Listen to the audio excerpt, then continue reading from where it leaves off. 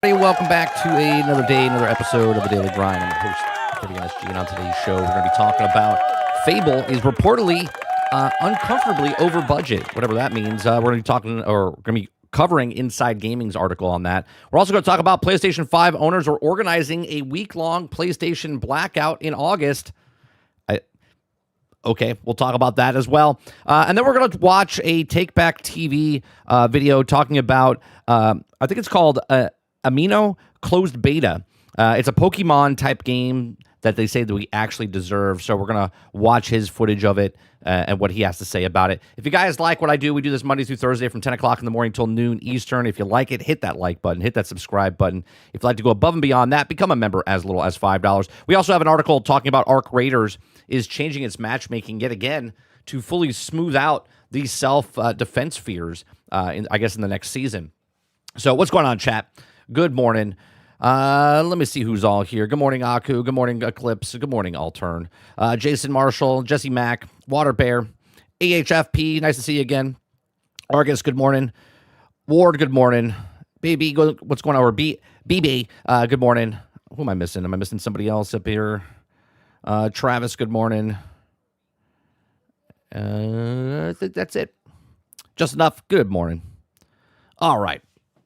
Let's get started with the first topic. I went bowling yesterday, guys, right? After the stream.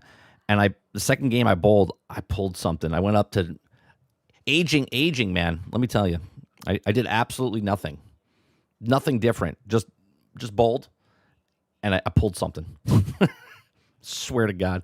So now my left leg, I'm like hobbling on one leg right now. And I got a cane. Yeah, I'm there. So, all right.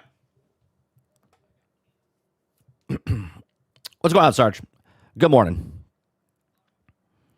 All right, so Fable is reportedly uncomfortably over budget. Before we even get to this article, okay, I saw B-Bay say that, I don't care. What did you say? The exact thing that you said? Let me scroll back up, right? Because I don't like to take people out of context, right? We're putting your thing up there. Okay, he says, I'm not going to lie. Games going over budget are a dime a dozen. As long as the game is good, I don't care. And I 100% agree with that, right? But the fundamental problem here is that Xbox is spending money left and right. And because of their 14 levels of management before they fired him, right? Because they just fired him. It's not like they fired him and all of a sudden the budget's going to, right? There is so much pressure on this game, especially since Xbox gave Playground Games, a company that's never, ever made an RPG like this before, and they were having problems with it, with the engine and everything while development was happening. And now they delayed the game multiple times, and now it's over budget, right? And because it's over budget, and because it's a first-party game, and it's coming on to Game Pass, and it's also going over other things. Like, there's fundamental problems within the actual ecosystem, which then affects us, the gamers.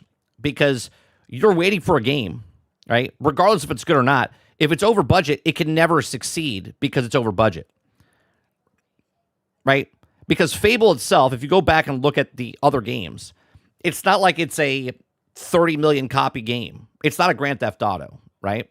So this is a fundamental problem, and they have to change something inside the system. And it's too late now to change it, right? It's way over budget. So a new report has revealed that Playground Games has gone way over budget with the upcoming title Fable, which means they probably didn't know what they were doing with this. And this is why you don't give it to people that don't know what they're doing with certain genres. This is why there's certain companies that make first-person games. There's certain companies that make driving games. There's certain companies that make RPGs. So Fable has experienced several delays since the initial announcement, and the first trailer was released in 2023. But the game's launch has been postponed from 2025 to 2026 and now to 2027. Along with these delays, it appears that Playground Games may have exceeded their budget for the upcoming title. Uh-oh. That's not good, huh? Before going on any further, if you like this, this is Insider Gaming. Make sure you go over their site. God of War, Lafia, arriving a day ahead of Fable's early access release. Recent information from the report from Windows Central reveals that Fable has exceeded its budget and reportedly initially discussed Xbox strategy expanding its multi-platform offerings before shifting focus back to exclusive titles. It was revealed that any games previously announced as multi-platform will remain that status. Amongst these multi-platform titles are Fable, Halo, and others, while also Xbox could potentially cancel future Halo releases on PlayStation 5. It seems that the same cannot be said by the next Fable, as sources indicate that the development has gone uncomfortably over budget. What is uncomfortably, chat? What do you think uncomfortably over budget is? Do you think it's like 10 million over? Do you think it's like 50 million over? Do you think it's like 100 million over? Like, what do you think uncomfortable is? Uncomfortable's got to be a pretty big number to be like uncomfortably over budget.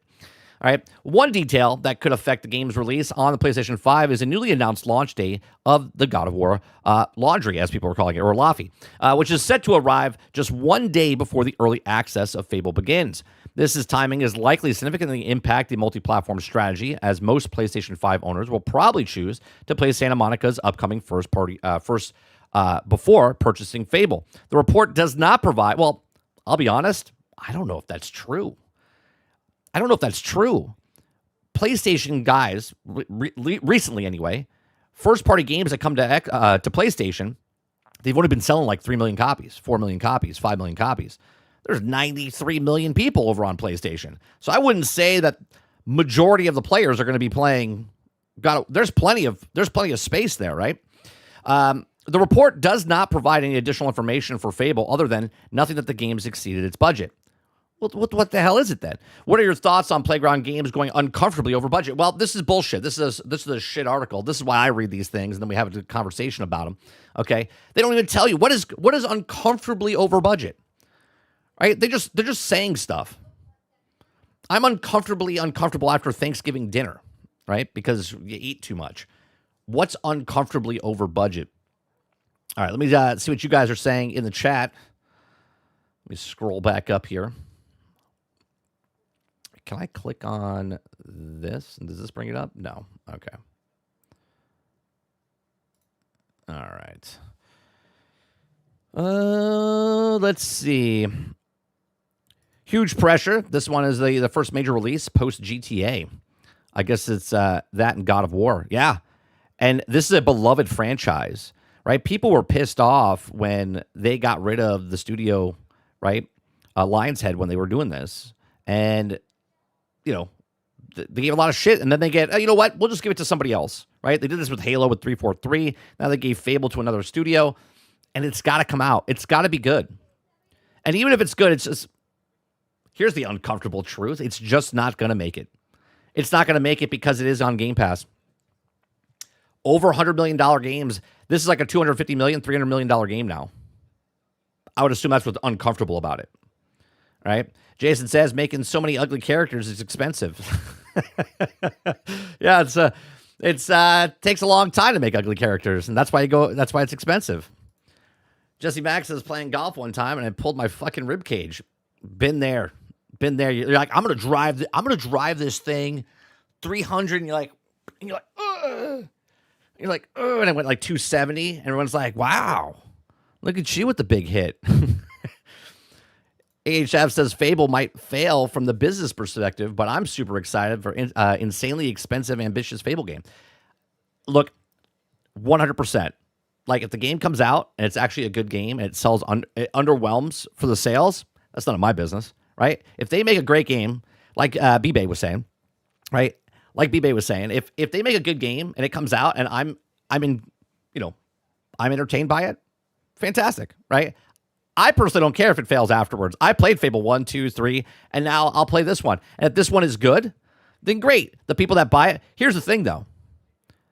I'll play it on Game Pass, right? I'll play it on Game Pass, but I'm not buying it. They're missing a sale from me. And the reason I don't want to buy it is because I'm not comfortable with them making this game. And I want to make sure it's a good game. And if it's a game that's actually fantastic, right? Like, fantastic. It's like The Witcher, right? I'm just giving you an example of a good game, even though it was glitchy when it came out.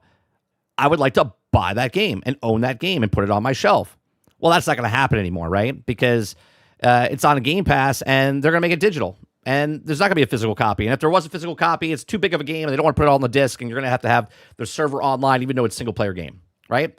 If they prove me wrong on all that, then maybe I would buy it if it was a good game. Sarge says, let's stop the bullshit. The reason the budgets are too large is because the people working on them are not skilled enough to do their job. So they have to hire more people to do the same job, DEI. I would also, on top of that, which goes into what you're saying, upper management is also not good at their job, and they don't know how to tell people that they suck at their job, and they don't want to hurt anyone's feelings. They don't want to hurt their feels. He can't tell if it's satire. It's not satire. Come watch GXG on Thursday nights. Chopper Eric says $3.50 over budget. $3.50 is over budget. I'm guessing, B-Bay says, I'm guessing like 40 to 50 million. I would say at least 50. I would say 50 is the low bar. I would say, as what Jesse Mack is saying, I would say it's probably over 200 million, I'm guessing. I'm going to assume that uncomfortably, they were okay probably spending like 150. It's probably like 200, 250 now.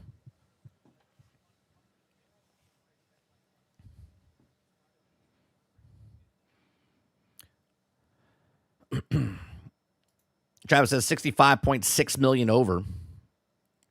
Water says uncomfortably over budget to me means 1 cent over budget. Anything else over that amount is terrible.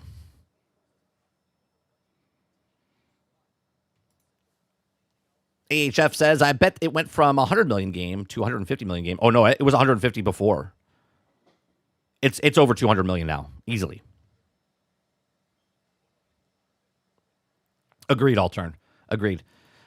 Sarge says, every studio is not isolated incident. Look at the numbers of the studios back in the day. 30, 40, 80 dudes working their asses off. Now we have 300 DEI who can finish the project in 6 years. 6, 7, 8 years. Skull and Bones, 12 years.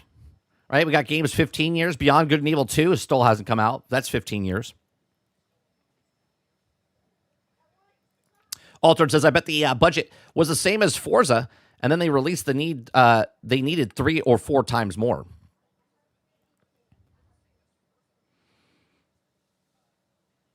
Actually, it does, AHF.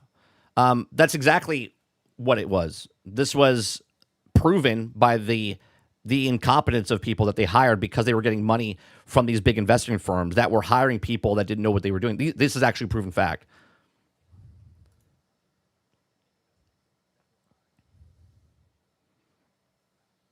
You guys see this is the difference. Sarge is talking from actual facts. You guys are defending because you love a certain thing. There's no love or hate here. Sarge is just telling you exactly what has happened in the past. That's it. These things were proven. Hence why companies are closing. Hence why studios can't get money because of certain diversity things that they were implanted inside the actual studios. I know most of you guys have been here, and we've talked about this. Others are new in the channel, and you might be coming from somewhere where someone talks about Xbox and their Xbox, and then there's people that talk about Sony and their Sony ponies. Here we talk about the industry. We have no team. We wear no jerseys here. Okay, we talk about the gaming industry as the gaming industry is.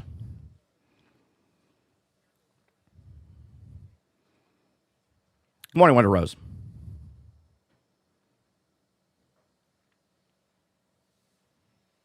Well, GTA hasn't taken 10 plus years as your example here. And to tell you that it has taken 6 to 7 years, and they did hire certain people, hence why there's stories reported that they completely changed the writing of GTA because they didn't want to offend anybody, which in general, GTA is a game that offends everybody because that's what it's supposed to do. Altern says, to be fair, we don't know if the kid will be ugly because all the babies look the same when they are born. It's very true. What's going on, Kylo? I'm all for trying Game Pass, and I'll get it. If it's great, I'll buy it. It's physical. Same. Try it on a Game Pass. If it's good and it has a physical copy actually on the disc, I'll buy it. Waterbear says you have to, though the technology would make games better. Turns out the better technology is worse than the product. Chopper Eric says, I was having no more information, opinion write-up, so I have to a good uncomfortable amount. Waterbear says, oh yeah, you mean the 14 Brainiac levels 30? That's right. That's some great great game design. Was it 14 or 13? I guess it was 1 in the game and then 13 extras. So I guess it was 14. Ray says many say that China now make better AAA games. We have noticed it and look at the same. Yeah. Sarge says GTA 6 took 10 years because they didn't have to make a game because they collected shark cards. Rockstar released 0 games. That's right. They just kept making games. Hence why, there is no Elder Scrolls 6 because Elder Scrolls Online was here making buku bucks.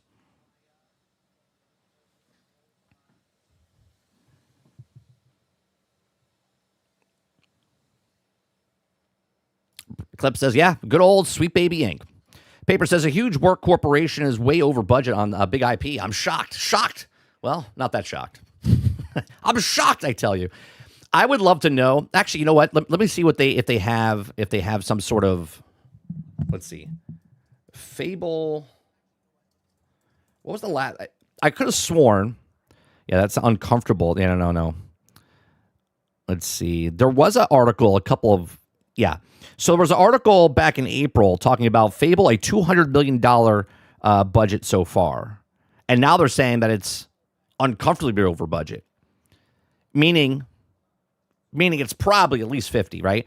If we go back to that Strauss Zelnick interview where he was talking about a game when he was talking about Grand Theft Auto, and he said there was a game back in the past which came around the same time, and we figured it out. It was Borderlands. Borderlands reported budget that everyone reported on was $30 million, right? $30 million. And Strauss Zelnick came out. Here we are like 15 years later. He comes out and tells you that game got delayed by 1 full year or 18 months. Okay, 18 months. And they added $50 million budget on top of that because of the change in the art style, which was never reported, right? Which was never reported. So that means you have $80 million budget for Borderlands 1 back in the day. And everyone thought it was $30 million. So makes you wonder, what's reported and then what's actually happening. So we'll see what happens with Fable moving forward, because the truth will always come out in some way, shape, or form. Let's go on PS5.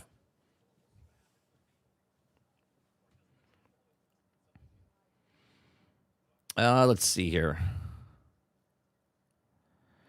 Ray says, bots talking about Fable. Ponies about Laffy. Meanwhile, me and my weebs are waiting for Persona 4 remake. Also, Metroid 2039.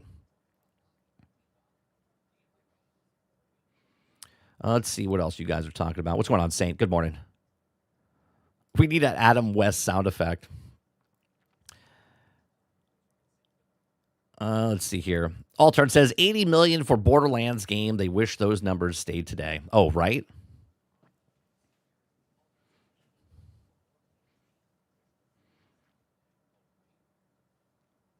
Well, what it means is for GTA, what it means for GTA, right? You're using GTA as the outlier, and that's what it is. It's an outlier. No other game does what GTA does, right? Rockstar has a good portfolio, right? They've shown you what kind of games they can make, and this is why people love Grand Theft Auto when it comes out, right? So even if, let's just say, right, in a what-if world, which we said yesterday, I believe, right? In a what-if world, if GTA 6 comes out, and let's say it's a bad game, for whatever reasons, maybe it's broke, maybe it's buggy, right? It doesn't matter because it sold so many based on whatever else came before it. Because they made Red Dead Redemption, because they made Red Dead Redemption 2, because they made Grand Theft Auto 5, because they made Grand Theft Auto 4. Their track record, right? This game could be an utter garbage. I don't think it's going to be. I'm just letting you know, right? If a what-if moment that it does come out, it's broken, buggy, let's say it has a cyberpunk moment, it wouldn't matter because it made so much money back on day one, pre-order, day one, week one, month one, that they look at it and go, it sold well, right? And because everyone buys something before they see it, it's counterproductive, right? Look at what happened to the Star Wars franchise, for instance. The Star Wars franchise, beloved. Disney bought it. People were hyped up for it. The Force Awakens came out. People went to go see it. It made billion plus dollars. Almost, I think, $2 billion, right? And then it slowly started fading. The next movie made $1 billion, but the brand was being damaged as it was going. And then the third movie came out, right? 7, 8, and 9. And the third movie came out, And then it was even worse, right? So it completely destroyed. But the first movie, if you just look at, well, it made a lot of money, so it must be successful. Yes, but the brand completely got destroyed. That could happen. So just taking the next thing and going, well, it made $5 billion, made 5 times. Correct. As a business, it very succeeded. But moving forward, look at Cyberpunk came out, it did reparable damage to the company. Even though it made 15 million copies and gone on to sell 25 million copies, it took them 3 years to fix that game. A lot of people are like, yeah, I don't trust them anymore. And for us, it's not about the money that it makes because we're not in the business. For us, it's about, does the company still respect us and do they make a good quality game? See, the entertainment industry is all about what have you done for me lately? That's what it is.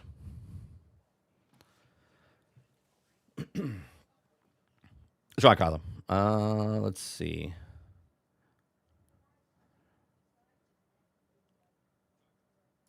B-Bay says, yeah, the Spider-Man reactions have been really bad. For the new movie, I haven't seen any. Are you talking about the new movie? But no shock, the MCU is in the toilet. Is there bad stuff coming out about the new movie? I'm going to go see it Friday. So we got family coming in. We're going to go see it. Kyle says, by their metric, it's either horrible or the best thing they've ever made. Right. It's on or off. Right, Kylo? And it doesn't matter if it succeeds, by the way, because there's companies that succeed or games that succeed and they still get closed down. He says a decent Rotten Tomatoes score, but most actual views land between 5 or 6 out of 10.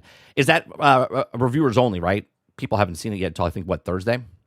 Like actual normies, I guess? Usually if the reviews are low, that means the crowd's going to like it.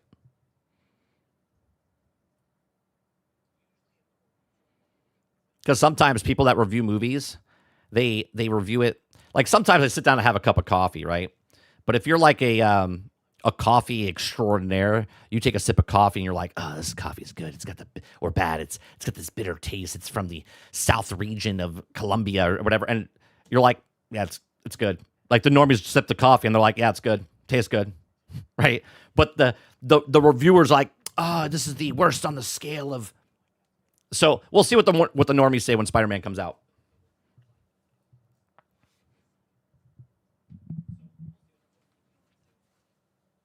Travis says, Spider-Man Brand New Day has a debut so largely positive reviews, holding 90% score on Rotten Tomatoes. Critics praise Tom Holland's mature performance and Destin Daily creation direction. Okay, so see what's the, you know what? I'll just look it up.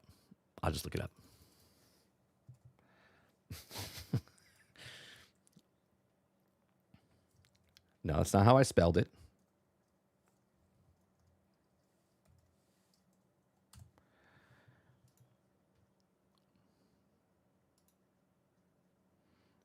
All right, let's see what Rotten Tomatoes has to say here. Spider-Man. Okay. You said there was reviews coming in, but it's positive right now. It's 91 from the reviewers. It's 91. You're saying it's not doing good? So the normies, who's the normies that have seen it yet? Normal people can't see it till like Thursday. Wednesday night, Thursday? Today's Tuesday, right?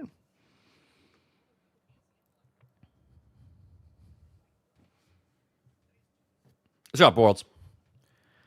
It's a great way to make sure you never enjoy anything in life. That's right. Yeah, we're going Friday evening. First of all, here's another thing, right? Rotten Tomatoes and Fandango, just putting it out there, you really can't trust the reviews because about 5-6 years ago, actually, I guess, 6-7 years ago, Fandango was bought, right? And got bought out. And they're all in it together, right? They skew things to make it seem popular or not popular. So this is why you gotta eat your own food. Do you know what I mean? If something interests you, you go watch it. If something doesn't interest you, you don't watch it, right? Because if someone tells you a game is good or bad, you go watch someone and then you make the decision if the game is good or bad. If a movie comes out and people are like, oh, it's terrible, and other people say it's good, like, do I want someone to eat the steak for me and go, tell me what it tastes like? No, you want to eat the steak and go, it's not the best steak. It's a good steak, right? Each our own, right? That's what art is. Media is art. Books, music, movies, games. Jesse Mack says they paid them a lot of cash for Spider-Man, just saying. Kylo says, right, I'm missing the bad press. I don't see the bad press. I don't know where the bad press is.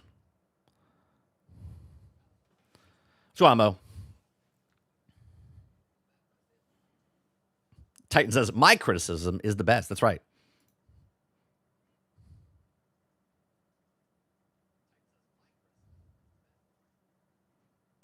B-Bay says, I'm an adult. I don't watch Spider-Man. No, but you are watching a grown man talk about stuff on the internet. I don't know where that puts you. Just saying. I'm a grown man, too. I love Spider-Man. Love Spider-Man.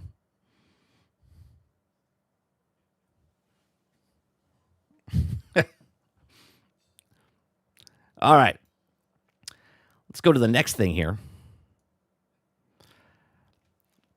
I am not one to do like organized things, right? Drummond says, did you see the other Spider-Man movies? I've seen them all. Yeah, I've seen them all. I've seen the Miles Morales animated ones. I've seen the Tobey Maguire and the Andrew Garfield. And yeah, I've seen them all.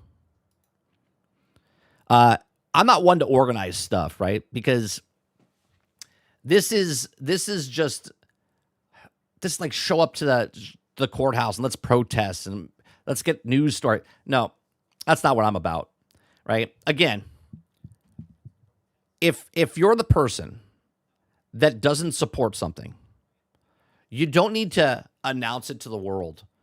I'm not going to buy a PlayStation 6. I'm not getting an Xbox Helix, right? You just don't do it. That's it. You don't need to organize between August 23rd. Why are we organizing the 23rd to the 30th? Why isn't it happening now? Like right now? Like what's happening? Is that because Wolverine's coming out? When does Wolverine come out? Is that why they're making the stance? It's like, do it right now. And not do it for a week.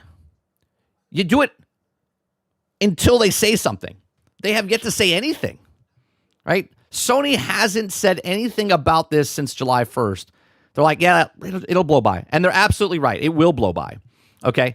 The organization, and we're going to read this here in a second, but I'm not one to be like, yeah, gotta show up. Make sure you don't play your PlayStation from the 23rd to the 30th. It's like,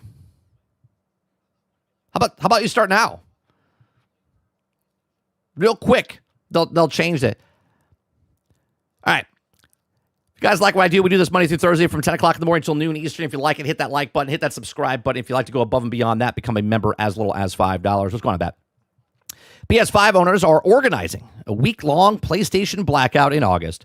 PlayStation 5 players are pushing for a week-long blackout from August 23rd to the 30th, urging owners to go offline and stop spending on PSN to protest Sony's all-digital future.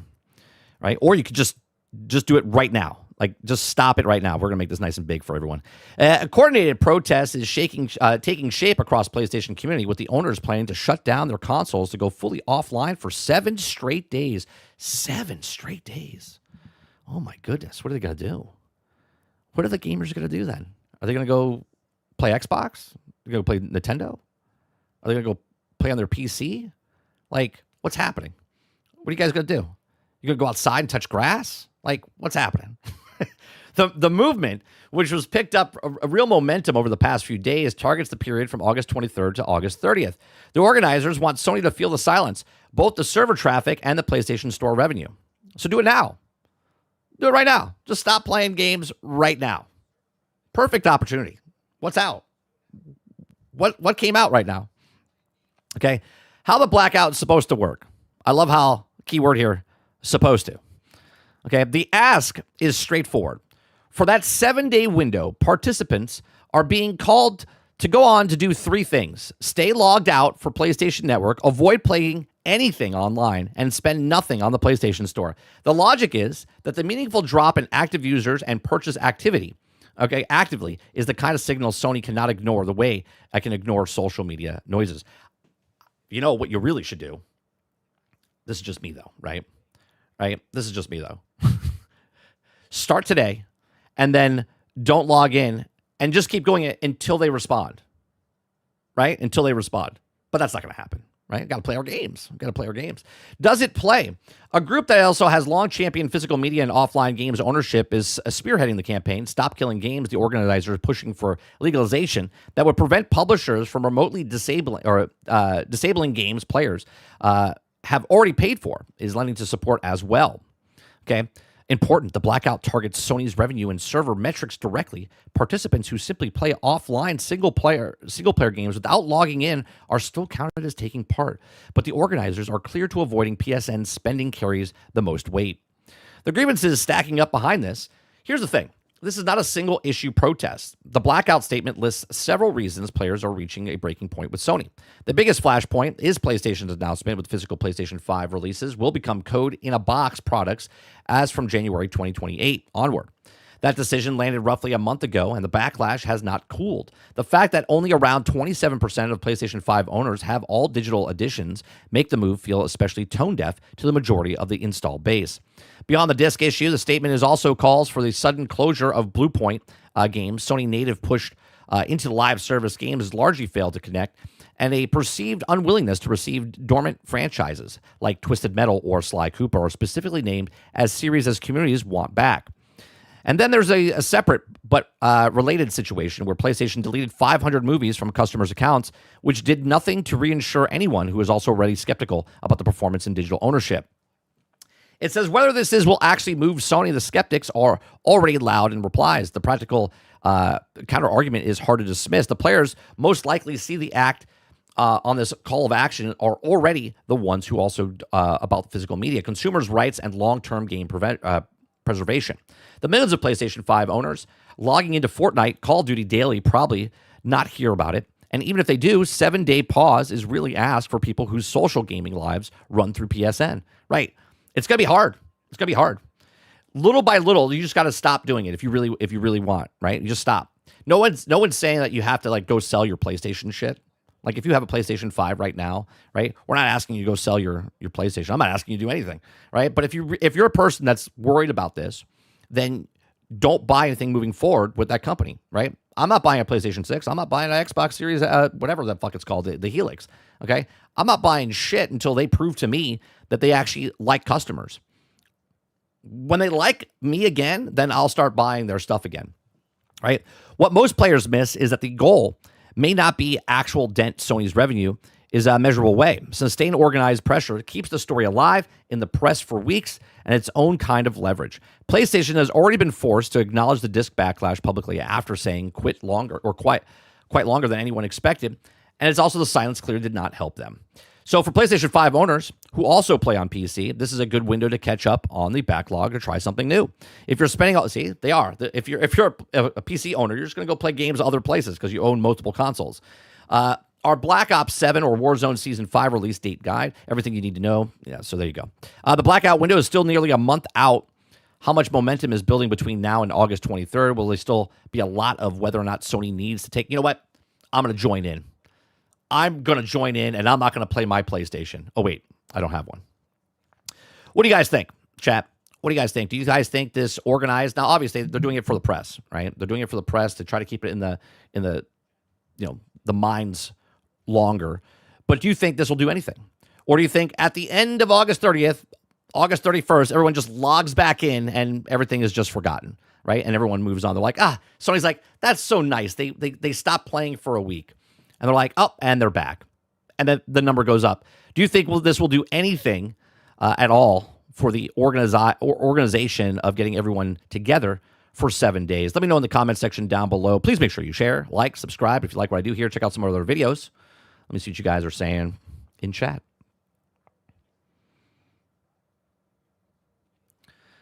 Chopper Eric says there is no way this blackout would work because so many more people who won't see one word for the madness to make it effective, and they use that console. Right.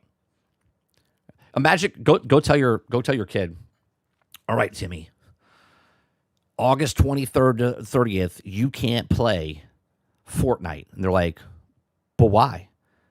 Well, Dad's protesting here. We got to make a big stink about it, right? And they're like, but I just want to play with my friends. I'm like, listen here, Timmy, okay? You got to fight for the power. And they're like, I just want to play Fortnite. Hey, it's like the kid that's like, I like turtles, right? Like that type of thing. They don't care.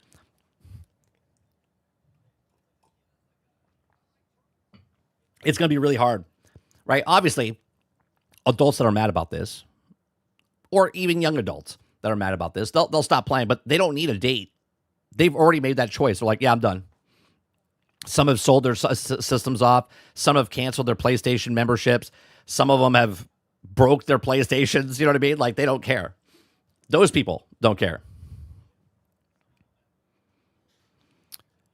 A week-long blackout clearly shows even the biggest physical media enthusiasts don't care that much about physical going away. Well, no, the people that are the people that are physical owners are already protesting. It's everybody else that's not. I mean, it says blackout for 5K log. It means nothing. 5 million are logged into Call of Duty Black Ops 2. Jesse Mack says, not like our generation anymore. It's done. Paper says another day that ends in Y. Let's see. Chopper Eric says maybe you just don't do the adult with money thing and make judgments for yourself on what you want to spend your time and money on. Right. And for me, that's what I'm doing.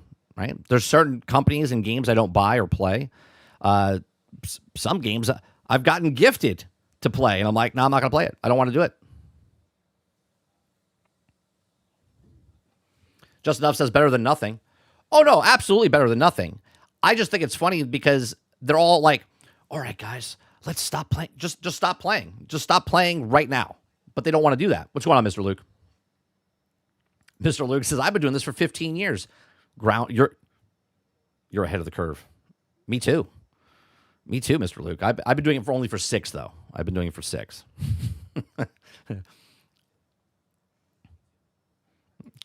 That's it, Saku. Right? Join in. I'm going to join in. I'm going to play. I'm not going to play on the 23rd or the 30th either. I don't own a PlayStation 5, but I'm there for them. All right? I think IGN only has eyes for Xbox as dead articles. Drummond says, how long, 30, would you propose a blackout to go on board before you suspect Sony to respond? Or would you propose everyone just buy only physical until it's no longer available? If you really wanted to, right? And now, obviously, let's do a what-if moment, right? Let's do a what-if moment because, obviously, you have to. This is not a cutoff like date, right? This is a slow burn that you have to get behind, right? Meaning, if you truly want to save physical media, right? Truly want to save physical media, there's multiple things you have to do, right? One, first you got to save the physical media. 2, then you have to write to your congressman, write to people that are up in the that make the rules, okay, and change the digital rights management stuff, okay. Now that's going to take years and years and years and years and years. But what doesn't take years is just people going, you know what, I am done. I said this yesterday, okay, and I'll repeat myself again. If a restaurant screws you over, server was bad, food was bad, they overcharged you for stuff, instantaneously you say to yourself, I didn't like that, right? You either tell the manager what's going on or you're like, I'm done, and you don't eat at that restaurant again, right? Now, you not eating at the restaurant, that restaurant could be packed Friday and Saturday every single time because people are like, they never had a bad experience, right? But you as the customer at that place felt like you were just tossed away or they didn't care about your complaint. So you stopped supporting the restaurant. And then slowly but surely, all of a sudden that restaurant doesn't make money because their costs are going up because every time they screw someone over, another person leaves that restaurant. Another person leaves that business. And they don't go there anymore. And then all of a sudden, one day you're driving by and going, oh, that restaurant closed. Oh, that's a shame, right? That's how business works, right? So it's not just a stop abruptly and then all of a sudden everything's going to change.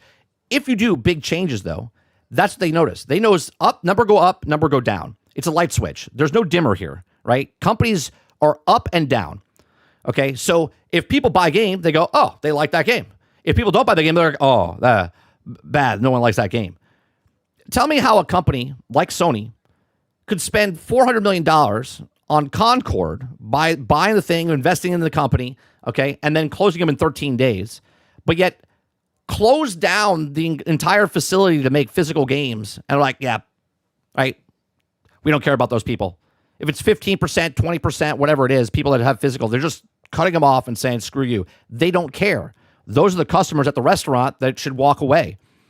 Walk away. You still have your PlayStation games that you have. You still have the things that you bought from them. No one's asking you to throw them away. Just stop there and don't support that company if you truly care about it. If you don't, plug away. Play away.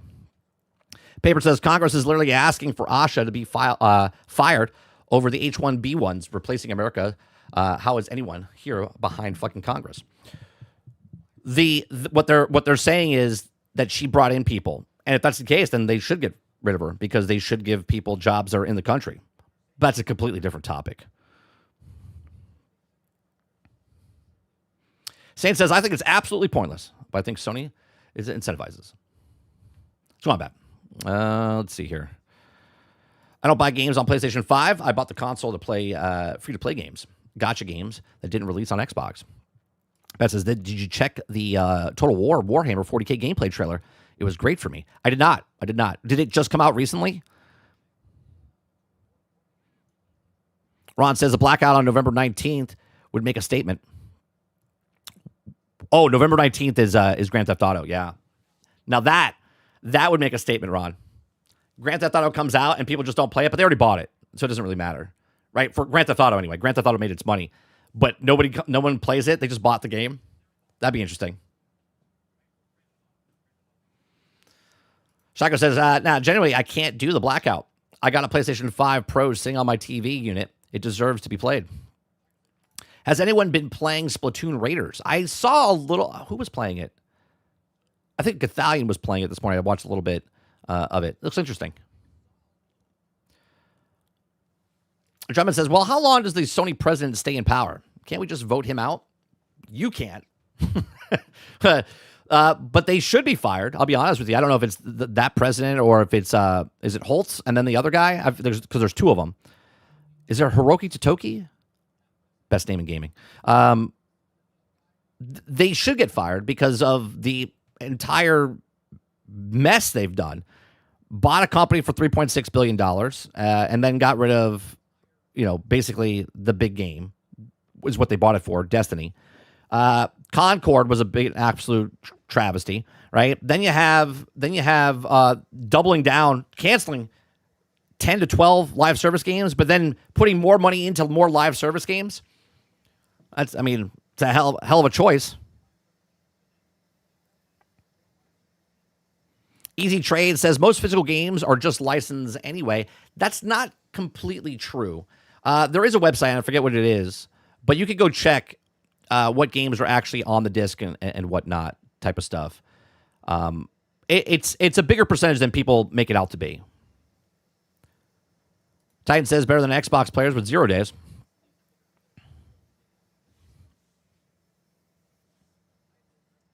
Let's see. What's going on, Megan? Megan Target says, I look forward to walking into my local game shop to collect my code receipt. Yeah, I don't like that. And again, each their own. I'm not against digital games. I'm 100% not against digital games, right? I'm against taking away physical games. I like the fact that certain games that I want to own, right?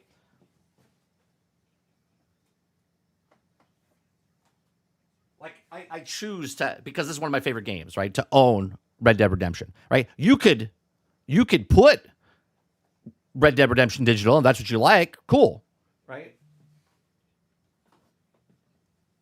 Like, I like games on disc. I don't want online access all the time.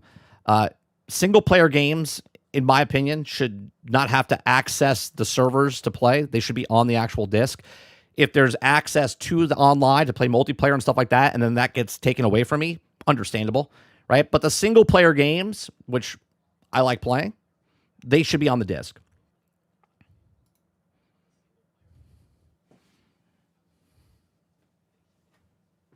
Yeah, it's definitely slow. It's not going to be a super fast thing. HF says, I would love to be in the Xbox boardrooms right now to hear how they're discussing Sony. Do they take a loss and add the optical drive in their next console? Well, here's the thing. This could backfire in Xbox's faces, and I think this is what they would do, right? They're going to tell you that they have physical discs, but we just watched the video yesterday where the guy bought the $300 edition of Halo, and he couldn't play it because the game is not on the disc, right? So if they do an optical drive and they put an actual drive on the actual next Xbox Helix, whatever it is, and you're like, oh, see, they're really listening to us, and you go buy a disc. Look what the servers down the last couple days, right? Physical games on Xbox weren't be able to work because they needed to check in with the servers, right? So if they do the optical drive, they better go further back and be like, yeah, you can actually put the game on the disc. This is the easiest win for Xbox right now. Microsoft can have the biggest win. They waited 13 years for this, the Sony, when they did the whole thing, like, this is how you share games. They did this, right? Sony won the last 2 generations of consoles because of that moment. Sony is literally handing them the trophy, and Xbox is like, no, we're going with them. Because they're all in it together. Xbox could, if I was Asha Sharma right now, I'd be like, yeah, this is how we grow we don't know how to grow our player base. This is how you grow the player base. This is how you get people back in your court. This is how you throw them a ball and get them back in your court because they feel like you respect the customer. But they're not going to do that because they're like, oh, man, we would throw away 100% profit if we got digital games, if we give them physical games.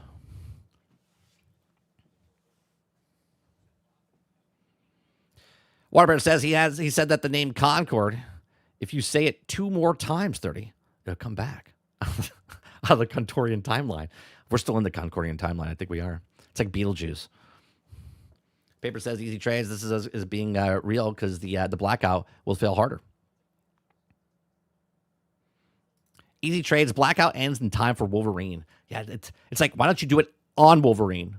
Like pick a day where it actually destroys the actual game that comes out. They're like, well, I don't want to hurt the devs. I don't want to hurt the devs.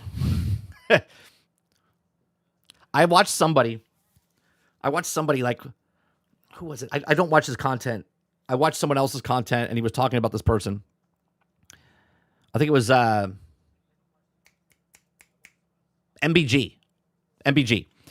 MBG, I guess a couple weeks ago, he was like, I'm done. And he took his PlayStation, made a big gesture like he had to quit. He's like, I'm done with PlayStation. And he put it in the back, right? And here we are like 2 weeks later. He's like, I can't do it.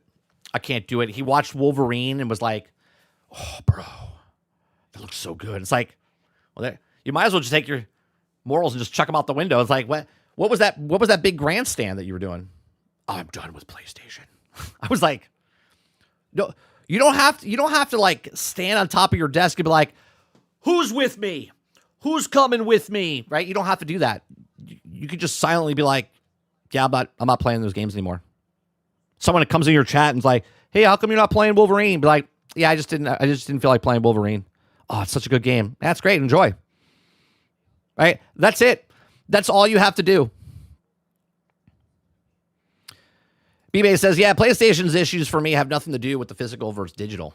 I think we have a serious first-party software issue, and we need better, more frequent PlayStation games. Well, don't worry. I'm sure they'll get more of those games now that they have way more money coming in because of full digital. They don't have to spend that money on, discs and cases and manuals. I'm sure they'll spend that money wisely on getting games out the door faster.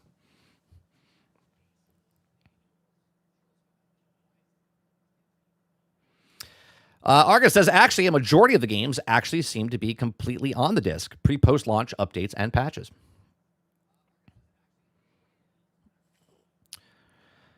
RIP Battleborn campaign, yeah.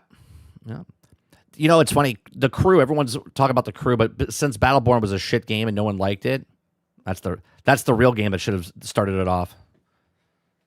They took that away from you, and you have a physical disc. Like 6 years ago, 7 years ago.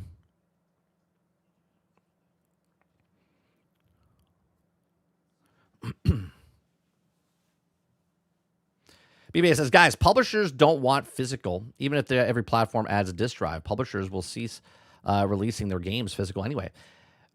The fact that you say that means you don't know. Do you not know limited run games? Even small independent little studios make small limited run games for people that want physical copies, right? What we're asking for is the choice. What you guys are asking for, and I'm not saying you specifically, but people in general that are asking for, they just want physical to be gone. Why? If you're already being convenienced by buying your digital games, cool. There's other people that don't want to be convenienced by digital games. They want physical games. And because the customer wants that, the game company should give it because it's a large population that still wants physical games.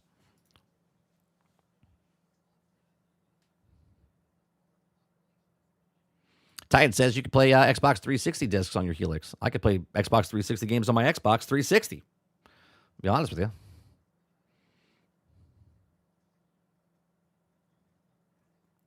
All right, let me see what else you guys are saying here. Let me scroll down a little bit more.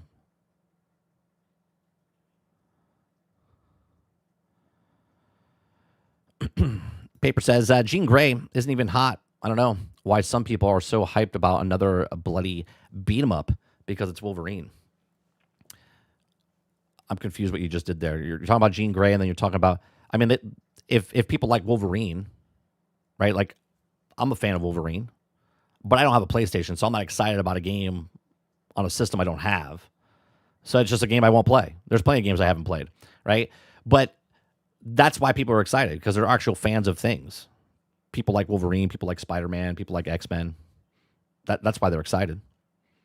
They don't care what like fans don't really care what some of the things look like, and then other fans really care what they look like. Chopper Eric says they had a better way, that PlayStation has way to have their audience a way to play older games other than rebuy the digital. Nerds for the PlayStation 6 or bigger pile of stuff will hit the fan. Justin Nuff says, done with the X until she throws the and throws the titties in your face again. That's right. Like, I'm done with you. It's hard to... all right, I'm back in. I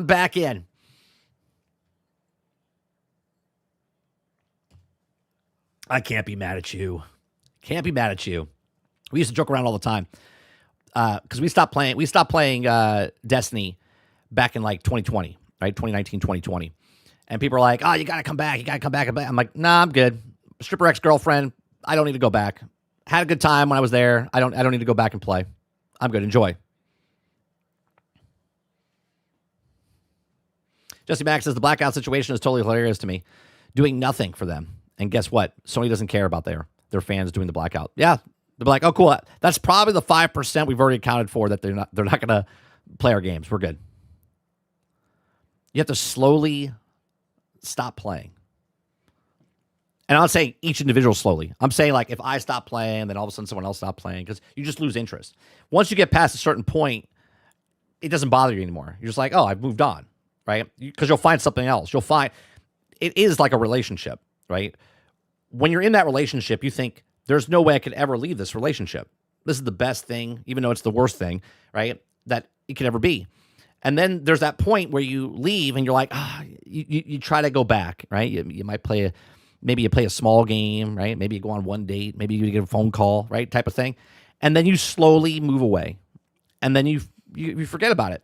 But in that moment, as a person that's in that infatuation, okay, whatever it is, you think to yourself, there's no way I can stop doing this.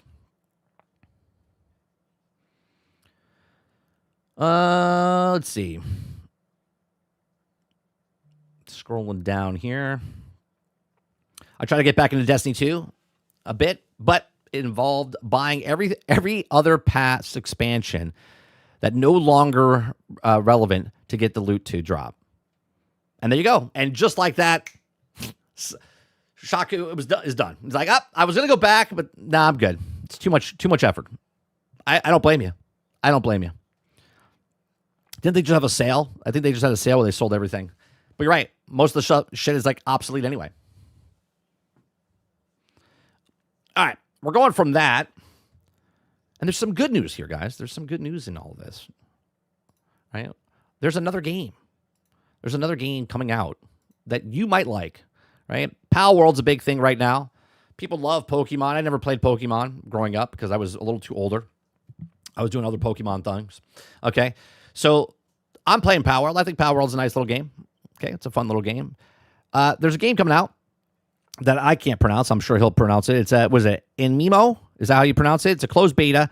TagBack Gaming or TV played it. He's going to talk about it, and we'll pause and stuff as we go through and see what this is about, because maybe some of you will like this game. So maybe this will be on your list of games to play in the future. Here we go. I have played well over 50 hours of the Aniimo closed beta 2, and it's quickly Aniimo, okay, become one of my most anticipated games of 2026. And yeah, I know, in a year where we have both Fable and GTA 6 coming out, that's a crazy... It's like a mixture... It's like a mixture of trying to be like Final Fantasy look type statement. of stuff. But it is true nonetheless. This is the Pokemon cool game that we all dreamed of since we were kids. A Pokemon game where we can actually play with people. And you know what? I honestly say that it's an insult to compare this game to Pokemon. This game is actually fantastic, and I think it's going to be at least at the very least start pushing the creature collecting genre in the direction that we... Uh-oh. Was that... Let's rewind that for a second. Let's rewind that a second. Are they throwing what? Oh, okay, good. All right. Just want to make sure. I don't want them to get sued by Nintendo. They're throwing cubes at them. Maybe PlayStation steps in now, because now they're throwing cubes, and they've patented cubes because of the new God of War. Who knows? Direction that we have all wanted. Now, the best part about this game is it is fully online. So you can actually play with friends. You can invite up to 4 people to play in the world with you. It is... So this is like an MMO? Is that what this is? It is basically an MMO that you can also play solo. When you are in this open world like we are now, you are playing solo. All of... Imagine Pal World seriously mean... I don't think they will. The Aniimo and stuff like that that you can catch are yours. That would be fucking hilarious, though. I'll admit that. To catch. Or if you invite other people to play with you, then... I automatically already like what's happening here from the first minute and a half that we've watched, because it looks like whatever you capture, your character becomes like you morph into that character, like you combine into each other, which seems pretty cool. They will also share that experience with you. They can catch, you can trade, you can battle, you can PvP, you can do events together, you can do everything with your friends if you want to. Now, I'm going to be just kind of playing through the game right now, because there's actually PvP that came out today, and I'm trying to get a couple of Aniimo to get leveled up for the PvP experience. So if you've ever played like Pal World or any other creature collecting games, it is very similar. We have all of these Aniimo out in the world, and you can catch them, battle them, or do whatever. And it's kind of like if you play... You can capture them, battle them, or whatever. What's the whatever part? Played like Pokemon Legends Arceus. The open world mechanics are very similar to that, where you can sneak up on different creatures, you can catch them, and you can find different Aniimo in different regions, kind of based on, you know, different biomes and things like that. I actually don't need any of those birds, so we're going to leave those alone. But let's go over a little bit of what Aniimo actually... That's what I'm saying. What's the other stuff? Is. So this is a free-to-play, essentially MMO action RPG creature collecting game. Now, I know the thought of a free-to-play game is pretty terrifying. You're probably wondering, well, what's going to be the pay-to-win?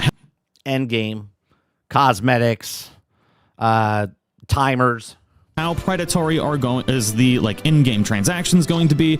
How bad is the pay to win? And what are the gacha mechanics? Well, the best part about this is a game actually made in China, and they have anti-predatory gaming laws that prevent them from being able to actually...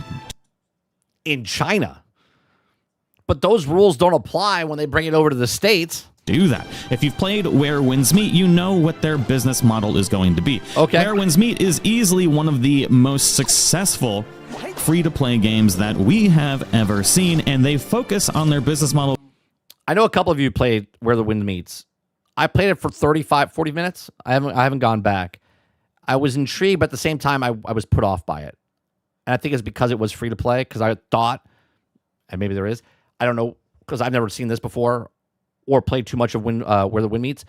But I was like, how much of the microtransactions, that type of stuff pulls me away from the game. Being cosmetics. Now, they do have very predatory cosmetic stuff, but that is their business model, is cosmetics and battle passes. And we can anticipate that being the... Where do you guys land?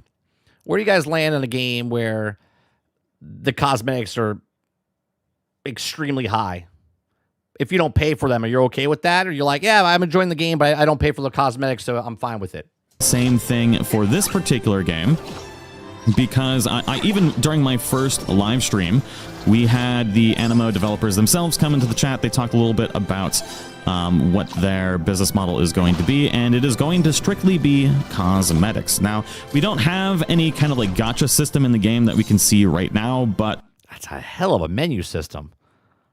Jesus Christ. What's happening there? What is happening there? Now, we don't have any kind of like... That's a lot of tabs. Gacha system. Inventory, login. It almost looks like a weather app. It almost looks like a weather app. Like, what's the weather today? System in the game that we can see right now, but we are aware that they're probably going to have some kind of wish system, gacha system, in-game store that is going to revolve around different types of cosmetics. Exactly what they're going to be doing. So you can actually customize your Aniimo as well. So you get these different types. This has got. What's the currency? What's the premium currency? Of accessories, and you can put them on. I've never actually tried to put this on this before, but the interesting thing about this is you can put anything on your Aniimo, and you can actually adjust the position and where those things are on them, so you can customize these things to anything you want. It's actually a really interesting system. Okay. I know I'm not doing a good job actually showing exactly how this is, but you can kind of get the idea of how much customizability. You can put a sword in an Aniimo's butt, okay? So they have already 100% confirmed that none of the content in the game, aside from cosmetics, are going to be locked behind any kind of paywall or pay to win. So all of the Aniimos, anything you can do in the game as far as gameplay-wise is concerned, is going to be able to be played for free, which is amazing because the game is already so freaking good.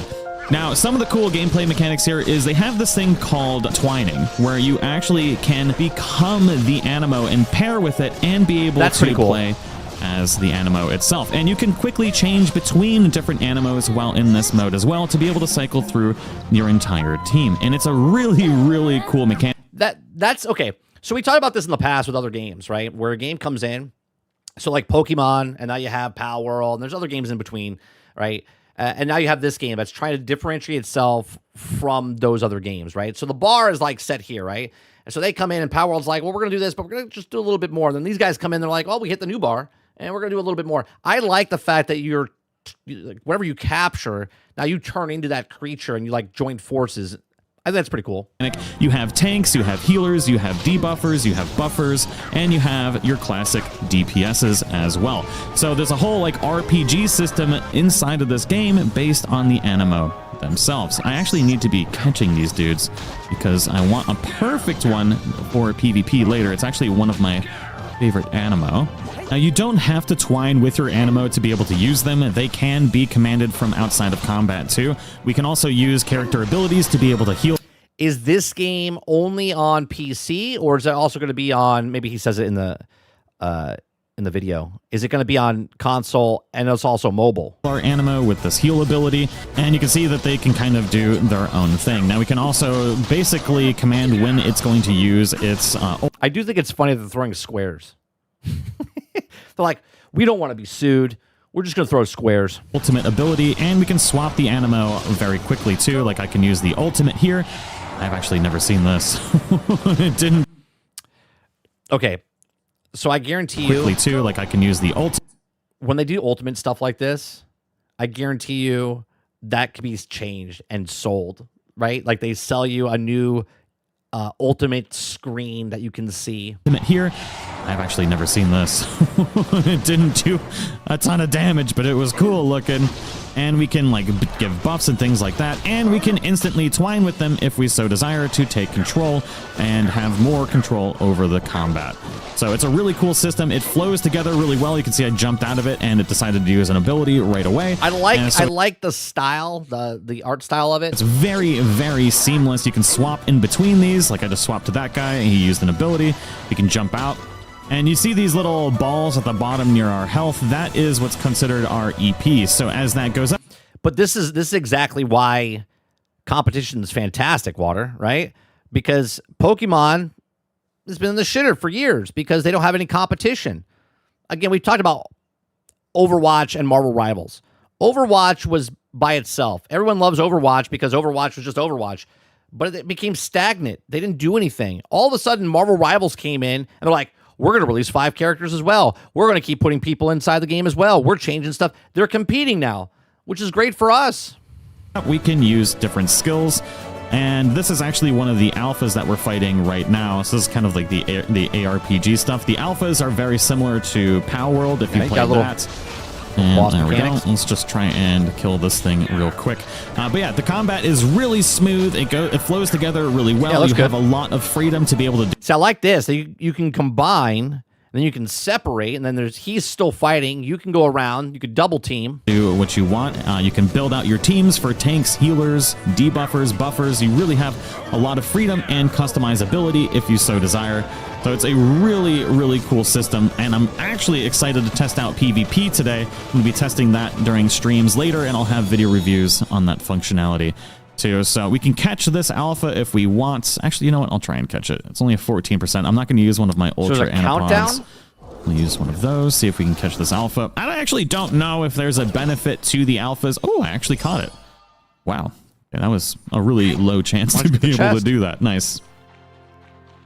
Now, if you've played any other type of creature collecting game, you're very familiar with stats. They do have things that are like EV and IVs. So you have this system that is basically a potential system.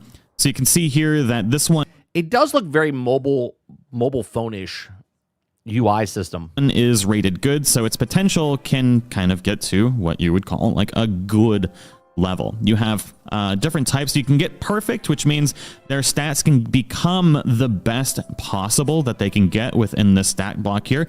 So essentially consider that being perfect IVs. But then you also have these things that's called personality. These give you combat bonuses. Like this one is clingy, so we get plus 2% attack, plus 5% break, which allows you to actually break a creature and deal additional damage. It basically is like a stun.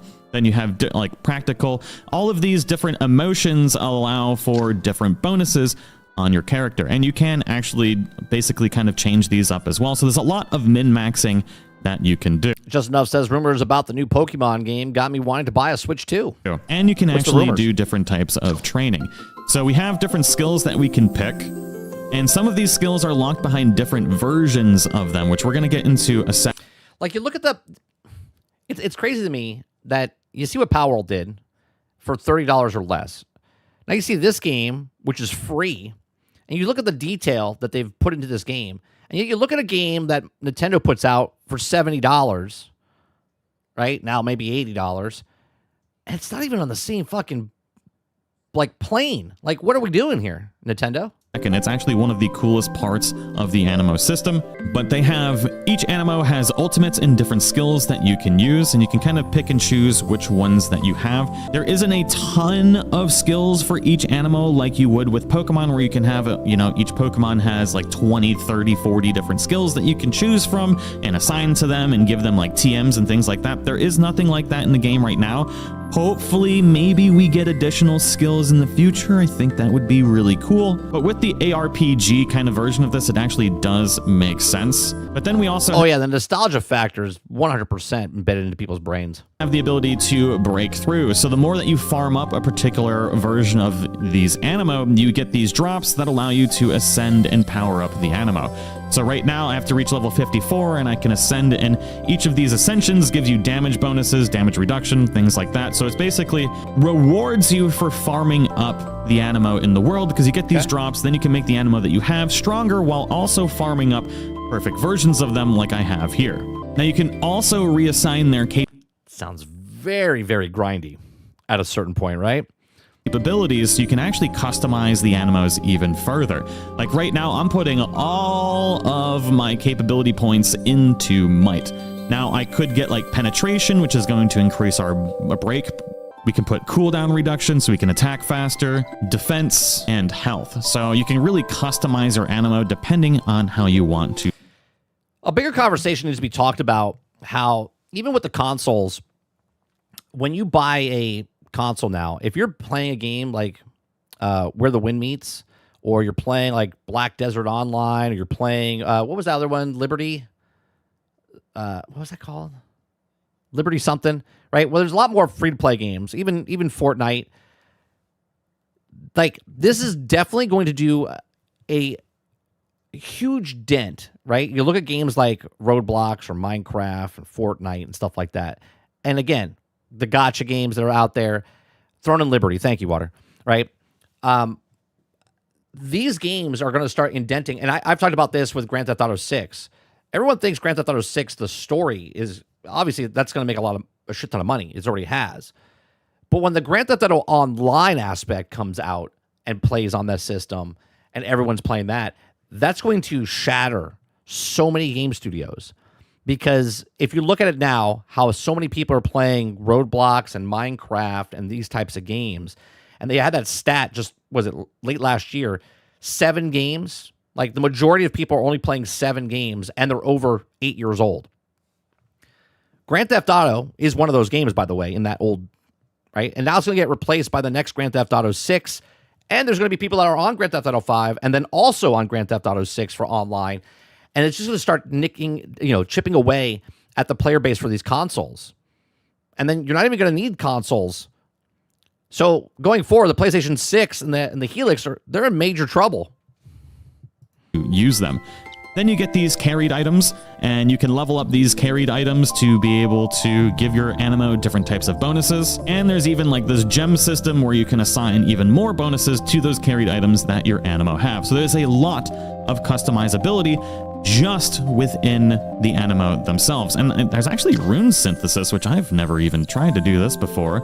So you can actually take the runes that we have and upgrade them into higher tiers. That's cool. Synthesis Legend. I didn't even know this was a thing. Oh my god. Okay, there's a new feature I just found. Now, there are a ton of different Animo already in the game. You can see just how many there are right here. I'm not going to show all of them real quick, but I will click into one just to kind of show one really, really cool feature that It's crazy the amount of similarities there are between the Pokemon and the Pal World, and now Pal World and this. Absolutely love in this game, and that is that each of these have different versions. So you can see the Bolty here, which is a lightning type, but if we go into the different evolution, we can see that Bolty can evolve into Blazin here. But we can see that we have just the basic form. Now, you have a sparking version, which is the shiny version, which I haven't caught that yet.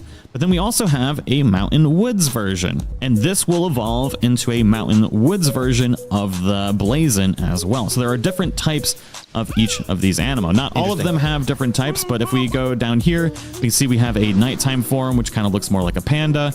Some of these have tons of different forms. Like if we go to Skippy here, we have the basic form, we have the Sea of Flowers version, and we have the Snowfield form too. Now what's cool about these is that these forms also have, I think it's called Aniimo. Different types. So like we have water and ice here. If we click on this one, this is dark. But then if we switch to a different form, like its evolution has different forms, which is like the Rainstorm version, which is going to give us dark and water. So you can farm up all these different... Right, that's what I'm saying, AH. Like you look at the graphics of this. This is a free-to-play game. And here's the thing about free-to-play games. They have to look good. And they have to, like, be good, right? Because if they're not good, people just walk away. So they have to capture with the looks, and they have to capture with the gameplay. Types of Animo, and Within those Aniimo, you can actually have different versions that have different type efficiencies too. It is an incredible system, and it is a really great change on this kind of creature collecting style. Like we have the mountain woods, we have the highland form, which actually this one looks really cool. This one's fire and earth. And I love seeing just all the different evolutions and their different types. Like this is one of my favorite Aniimo. We have the sparking version, we have the darkler version, which I haven't gotten yet. That actually came out today that we can test. So we have the Highlands, we have Prismata, which is the one that I'm using right now, which is a very rare thing. And there's still a form that I haven't even found yet. Now, the map is very sizable. There is actually a lot to explore in this game, and the open world experience is good. There's tons of different things to do in the world other than just catch Aniimo. There's obviously quests, there's side quests, there's different types of things that you can collect within the world, and each of these zones also have weather. Now, you can see at 1600 here. Yeah, this is more of a Pokemon game than a survival game. Pal World is more of a survival game with Pokemon in it. Actually going to be able to catch the version of this helmet that I want, which is the Viking version. This is actually really cool. So at 1600... Yeah, I've never played a Pokemon game. I never even played the card game. I've never been into Pokemon. To 1959, I can collect the snow version of this type of Aniimo. And you can see that inside of these zones, there are different types of Aniimo that will spawn at nighttime or different weather conditions, allowing us to get the rarer versions of them with different type efficiencies. And as you level up your progress in these zones, you can actually modify them yourself. So we can actually like cultivate this zone if we want, which allows us to, if I click out of this, we can go in here and we can actually change the weather. We can add nutrients to be able to get like an increased chance for shinies. There's so much stuff in Pal World that I'm still trying to understand. Or an increased chance for their initial... And I got over 100 hours almost. ...qualifications to be able to spawn better Aniimo in the zone. And you can also change the weather at a certain point too. Now, like I said, this game is actually an MMO too. So if we go to the... I forgot that he said that at the beginning. That it's also an MMO.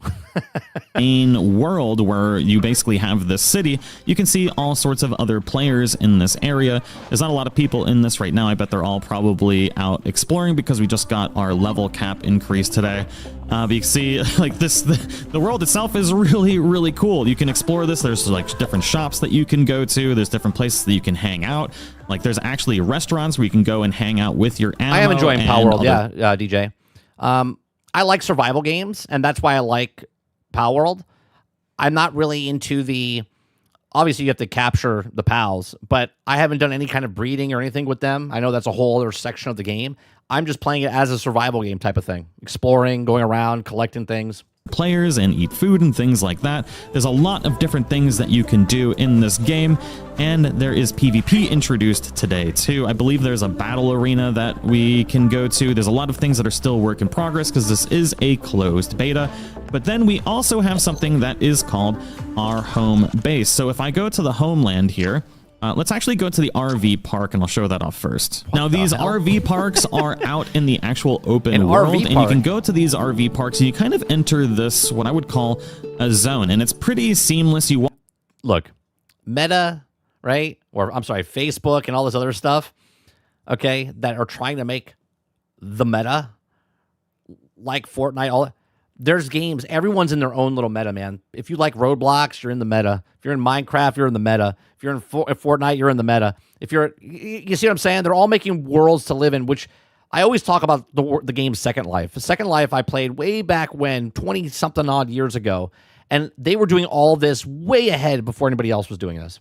Walk in here and you have these different RV parks. None of these are decorated, unfortunately, but you can, ooh, looks like this person decorated theirs really, really well. So you can fully customize your little section of the RV park.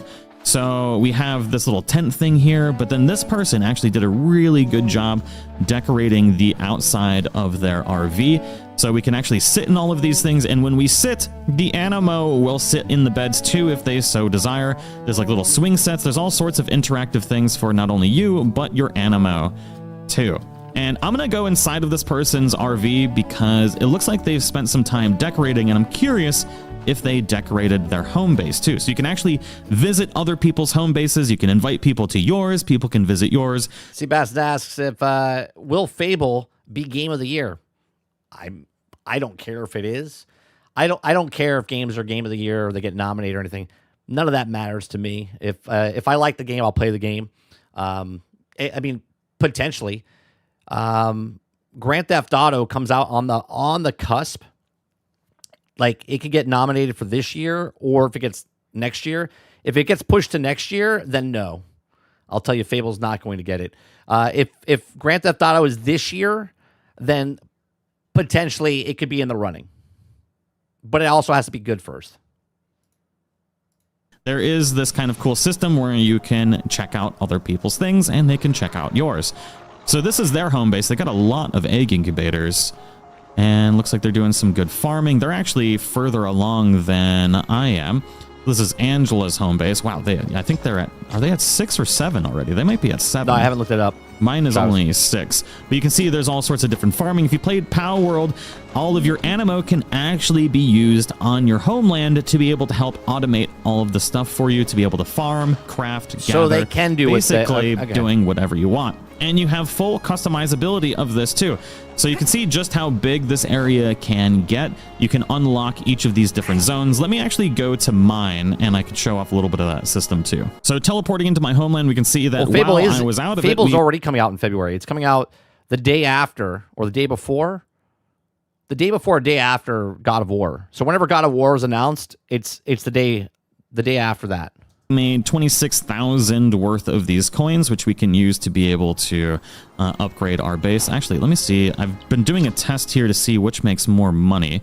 I finally got this fertilizer, so TagBack plays a lot of these games as well. Can use that, but we got soy sauce. It's 855 for soy sauce. That's actually really good because I've been making this tofu, which sells for 798. That requires 5.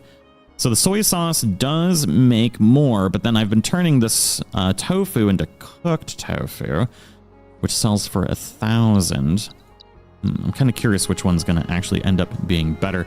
But we can fully manage our stuff here. So right now I can put 13 different Aniimo in here, and each Aniimo have different proficiencies in here too. So they can do different types of crafting or gathering or planting your crops or watering 13, your crops. We have 15 right now. Essentially, if you played Power World, it's like that, but even a little bit more in depth and much easier to manage, quite frankly, too. So each of these things, the Aniimo will go up and use them, and I can actually see how fast people come up with a fix. Like I said it yesterday, I was like, I wish they fixed Power World just a little bit, the way, because it's super chaotic when you're like doing your base stuff. These guys are in beta and they've already made it better. So now Power will look at this and be like, well, let's make it like that. Competition. Actually ride these things too. Like if I pick this up, I can upgrade the building. Let me do that. Yes, be able to make more products. So all of your buildings can be upgraded. And if we go to build, we can see all the different things that we can put down. Like a whole build. Like there's this little bed here. This actually makes the fertilizer. So you can assign an Aniimo to this to be able to make fertilizer. Each of these have kind of like a little bit of a specialty. So they have a special Aniimo that get assigned to them, and they can make something really fancy for us. We have different types of plots that we can place down. And you can not only do that, but you can also decorate it. So you can place down different types of flooring and things like that. You have a lot of customizability. We have like different fences that we can put down. We have trees and plants that you can decorate with. All sorts of these little accessories that you can put down. And all of this stuff can be farmed up by selling things within your homeland, and you make the currency, then you can use that currency to be able to decorate your homeland how you want. I haven't invested a lot of time into this because I know it's only a closed beta. Skeptical about this game is, again, I haven't played Where the Wind Meets and stuff like that, so I don't know how bad the microtransactions are, if they kind of like shove them in your face and type of stuff, or if they don't do it at all until a certain point in the game where you have like an end game type of stuff, and then they really start to ratchet it up for you. And I don't want to really build something that I'm not going to be able to. It seems like a pretty solid game to use when it opens, but you can see just how much customizability and things that you can do to make your homeland your own. It's really cool. I assume they're going to be adding tons of different things over time, but it's a really, really cool system. And just the fact that we can do so many different things in a game that is going to be free. I see them selling stuff sort of like Fallout 76 does. Right now, Fallout 76 is not a free-to-play game. It's a game that you buy. But they always put in like new, like when he was talking about the RV park and like the seats in front of it and stuff like that, they'll sell like new sets, different decoration type of stuff. And I think that's how they're going to sell that to this people in this game as well. 3 is crazy. Like, this is going to be, for me, I think, the genre-defining creature collecting RPG game that we have always wanted. But let me know what you think in the comments below, and if there's anything that you're specifically curious about that you want me to make videos on before the closed beta ends, let me know in the comments below. So there you go. TagBackTV, link in the description down below. Actually, let me make sure it's working, because when I tried to put it in before, it didn't work. So let me make sure his link is working in the...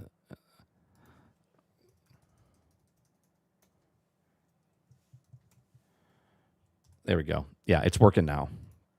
So link in the description down below. If you like it, go like his videos. He's a pretty chilled stream to watch. He does a lot of live streams and whatnot as well. Does a lot of good info. If you're playing whatever game that you're interested in, he does good stuff. So go check out TagBack. The next store we're going to talk about. So there you go. If you guys are interested in games like that, go check it out. I think it's in beta right now. He said it's closed beta, or keep an eye on it. Wish list it or whatever you have to do if you like it. The next thing we're going to talk about, Arc Raiders. We haven't talked about Arc Raiders in a while. I got about 75 hours inside the game. Those are rookie numbers. But Arc Raiders is changing its matchmaking again to fully soothe your self-defense fears. Okay, so a lot of people didn't like how the system was working in Arc Raiders, right? I stopped playing. When did we stop playing? Luke, when did we stop playing? Was it before the holiday break? Or was it after the holiday break? I forget, but we played a shit ton of it. You can go check out. We have a playlist down below. Well, actually, over on 30 and Still Gaming. We've always talked about doing they were bringing a PvE type of a game mode in here. Now, they have a PvE mode in China, okay, but they don't have it in the rest of the world type of stuff. They're like testing it out. So, Arc Raiders, if you guys like what I do, we do this Monday through Thursday from 10 o'clock in the morning until noon Eastern. If you like it, hit that like button, hit that subscribe button. We can just cover news stories, have conversations.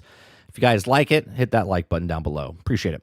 All right, so Arc Raiders is changing its matchmaking again and fully soothe your self-defense fears, okay? It says only the fights you choose to start will influence your playstyle. Okay, so what it sounds like they're saying, they had a system like this in, we just brought it up, Fallout 76. Fallout 76 was, they wanted PvP in that game so bad. And then people didn't like it, and they made it in like a friendly game. So they're like, well, they did like a little smack system type of thing, where if I shoot you, if you shoot back to me, then you've engaged, and now we fight. But if I shoot you, I can just shoot you, right? But you're not engaging back, no PvP happens. It's sort of like what it sounds here.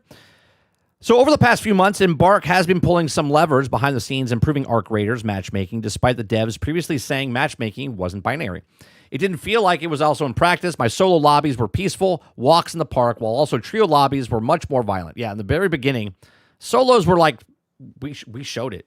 We did a stream where I was just part of the Speranza delivery service. No one shot me. No one killed me. No one tried to kill me in a single player. As soon as you go into duos or trios, shoot first, ask questions later. From these experiments, one change has stood out with the community, and Embark explains in a new blog outlining changes. That being that defending yourself is no longer treated as the same as starting a fight. So we watched the video. We watched the video way back when. A gentleman was saying that if you didn't shoot anybody or kill anybody, then you would be put back into the lobby of, friendly guys. It would take like 3 matches to get back in there if you didn't kill anybody. But if someone shot you and then you killed somebody else, like you killed them for self-defense, then you would get tossed into the PvP matchmaking type of stuff, right? Well, it looks like that they're getting rid of that. So at launch, fighting back against aggressors would for some reason contribute to the playstyle profile, so you speak. In the myth-busting update at the end of May, defending yourself was finally changed so that it also mattered less than initiating the fight, but it also still considered aggression.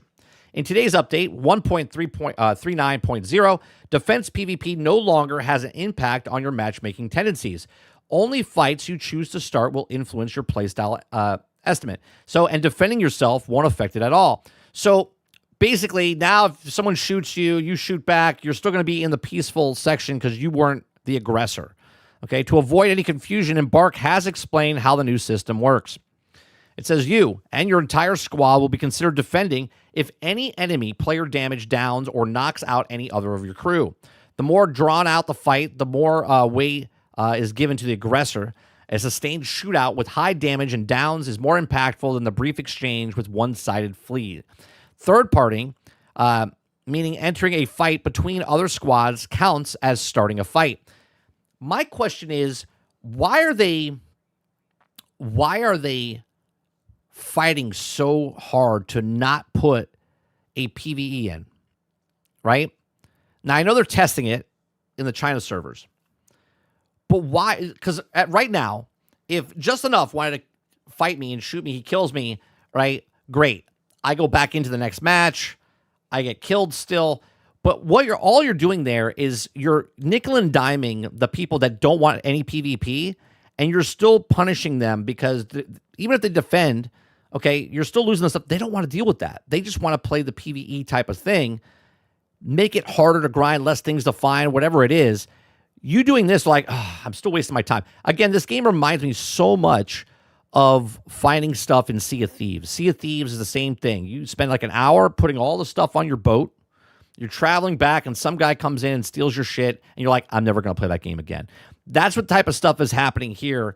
Now, obviously, Arc Raiders is still very popular. Let me look at what the Arc Raiders, right? Arc Raiders.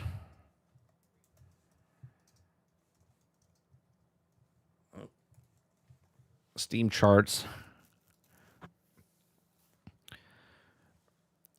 I mean, it's still more than Marathon, right? As you can tell, this is because other games have come out, because people are just tired of being killed and wasting their time, right? This is what's happened. Okay, it's gone completely off kilter. It was very well October, November, December, January, and then all of a sudden the next season started, right? And they're like, yeah, I'm good, right? That's the Skies one. That's the Ruby Tides, and less people. So they refuse. They refuse to give that PvE type of thing. They're still fighting it. They're still trying to keep it. It says the same blog, Embark, also confirmed that separate squad size matchmaking changes from 1.360 and the matchmaking optimization to 1.380 are still active. The changes so far have been well received in the community and hopefully set the massive Frozen Trail update in October. Of course, to be a resurgence, Arc Raiders has been a bit of a slump since the announcement of the major updates, and now come every 6 months instead of frankly absurd one once a month. So there you go. So they're changing it. Is this enough? Were you guys playing this game? And if you were playing this game, what stopped you from continuing playing this game? And is this going to bring you back into the game? Right? I loved my time in the game. Have 75 to 80 hours in the game. And I was like, you know what? I'll wait if they do any kind of PvE type of stuff, right? Because I don't want to get third party going for the queen or whatever. I don't want to get third party doing other stuff. I want to just enjoy the game for what it is. And I get it. It's a PvP game. So I'm not playing PvP, and that's why I'm not boycotting them, right? I'm not doing it in any way, shape, or form. I enjoyed my time in the game, but I'm not enjoying it enough to go back to play it unless they put something in there for me to come back to enjoy. These are just my thoughts. Let me know yours in the comment section down below. What do you think of Arc Raiders? Are you going to go back and check out this new update they did for matchmaking? Let me know in the comment section. Let me know in the live chat. Please make sure you share, like, subscribe. All right, let me see what you guys are saying. Paper says splitting the queues is dangerous. When there's only 16 people, was it 16 or 18? I forget what it is. I think it's 16 people per server. It's not that dangerous, right? This is the problem that people think. When you have lots of people, I mean, look, if we go back to here, if you have 40,000 people playing and 16 people per server, is that what it is, or is it 24? I'm not even sure. Let's do the math here, right? We'll just say it's 24, right? We got 40,000 people divided by 24. That's 1,600 different instances that you can go in. Plenty of people will be able to find who they want to fight, especially if they want PvP type of stuff, right? See, we've had this conversation in the past. We've had this conversation in the past where PvPers only want to PvP people that they feel that they're better than. Once they start getting shit on, they don't want to play PvP. They go somewhere else to play PvP, right? Then there's the PvEers that don't want to play any PvP, but the people that want to play PvP against them and shit on them, that's when they feel better about themselves. This is always a thing that's happened, right? You got the PvPers and the PvEers, and the PvEers are like, just give us a server. They're like, no, don't give them a server because then I won't have anyone to beat. And that's the entire crux of the argument, right? It keeps going back and forth around in a circle. Let's see here. Just enough says, because PvPvE is the vision. PvE is a compromise. Well, unfortunately, sometimes businesses have to pivot, right? The vision is the vision until it's not. The plan is the plan until it's not the plan. And then you have to adjust for what your clientele likes. That's just the way it is. I mean, I totally get why they're doing it. People will like playing your game if they can play the game they want to play. And they're like, well, all right, give us a PvE mode. And they're like, we don't want to do that. Why? Why? Because then these people will enjoy and then the PvPers will leave. People are leaving anyway. You got to figure out how to clog the hole. You got to put your finger in it and then come up with an idea. Why is this water leaking? Give me something. Quick, give me something.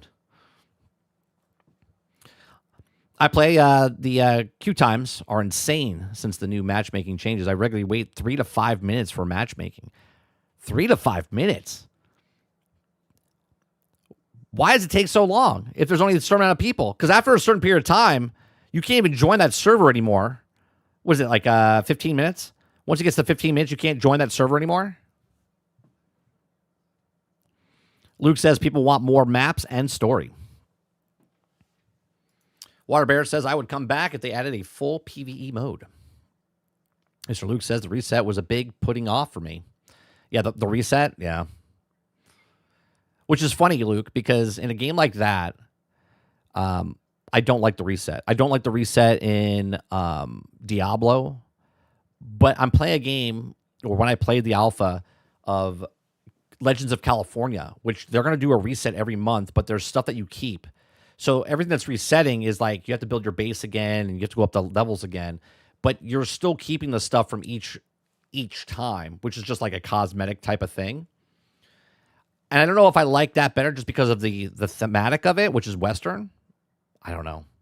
I think I'll play that for a couple of months and then I'll stop because it'll get old, resetting every month. But we'll see what they do for that. Because they're trying to make it sort of like Rust a little bit, but they're doing it every month instead of every 3 months.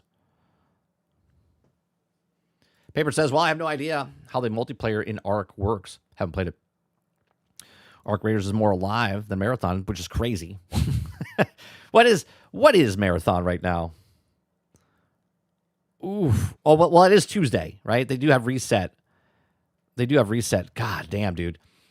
That PvE mode that they brought in did not help. Right? So I guess you could look at, actually, let's make the comparison. If Ark Raiders puts a PvE mode, does it help it? I don't think it does. You're losing the player base regardless. If you're just throwing it in to be like, well, here you go, right? Minimal viable product, and people are like, yeah, I'd rather go play Destiny type of stuff, you know?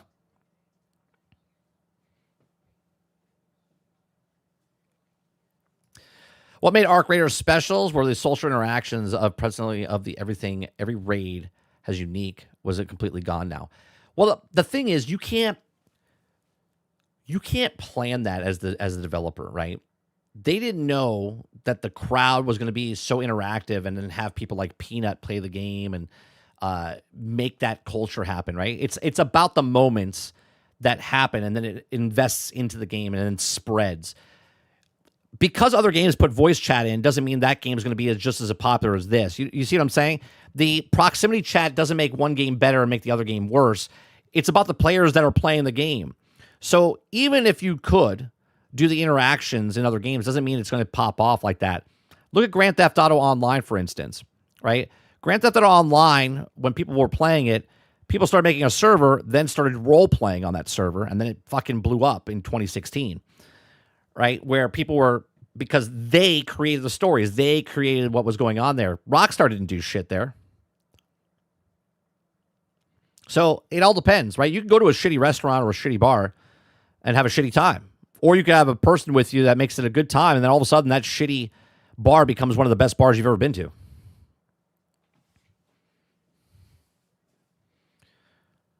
Travis says, Arc Raiders was a flavor of the month game. You played it, you moved on, never to touch it again. Sarge said as much. Well, it's longer than that, but yeah, it is. But that's what most games are. Buy it, play it, right?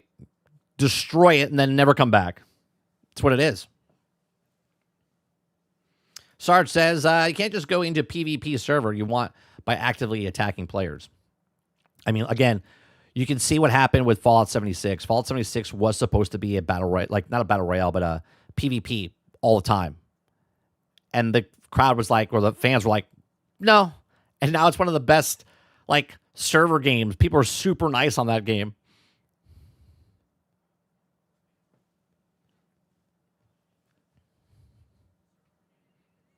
Oh, and that's another thing. The cheaters that are happening in there now, yeah, that's another game. That's another reason people leave games, because the PvP brings cheaters, and cheaters fucking ruin things, even if it's a small portion of it.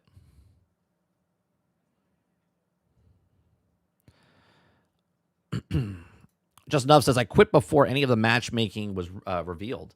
I just remember trying to fight people and them not fighting back. Not fun. Right. Because they're not there to play PvP. Hence why the PvEers want to go on their own server. Because it would be better for everyone. But the players that want PvP don't want actual PvP. They want to shit. It's like playing basketball in the local like playground against 8-year-olds. Right? I'm like 6 feet tall, but I'm like Shaquille O'Neal to them. Oh, I love playing against kids in the park because I get to destroy them. It's like, no, you want people to play against that you like. They're doing their own game. Let me go get my own, right? People don't want to do that. They want to shit on people so they feel better about themselves. But that's how games are supposed to be. That's just how the other studios get the chance to sell their game. One game forever. Now you just sell your games. It's killing their own sales. Yeah, because they're trying to keep them indefinitely in their game. Instead of all just make a game, sell a game. Make a game, sell a game. Ark is like Christian rock. All right, let me go to Twitter here and see what's happening over on Twitter. If you're new to my channel, make sure you hit that like button. It does help us out. We're here Monday through Thursday from 10 o'clock in the morning until noon Eastern. We got music you can listen to over on Spotify, iHeart. It's called Perk Up, Press Play. Links in the description down below. There's also a apparel store that you can go to if you want a hat or a mug or a shirt or anything like that. HF says, I think Embark will be happy if Ark settles into a player count similar to the finals for the next 5 to 7 years. Yeah, finals is what, 9 people per match. Very, very populated. You get matches pretty good, right? I play it with my son every once in a while. I'm not a big fan of it, right? I wish there was a more. I wish Embark that made that game, because they're the ex-DICE guys. I wish they made a bigger map type of thing. I would love that, right? But I'm not a big fan of how the finals to me is like you're on some like I don't know the word. Like it's just go. It's like you're constantly running and you're it's like super fast paced. I'm like, nah, I'm good. I'm older now. I want to like slow down, you know?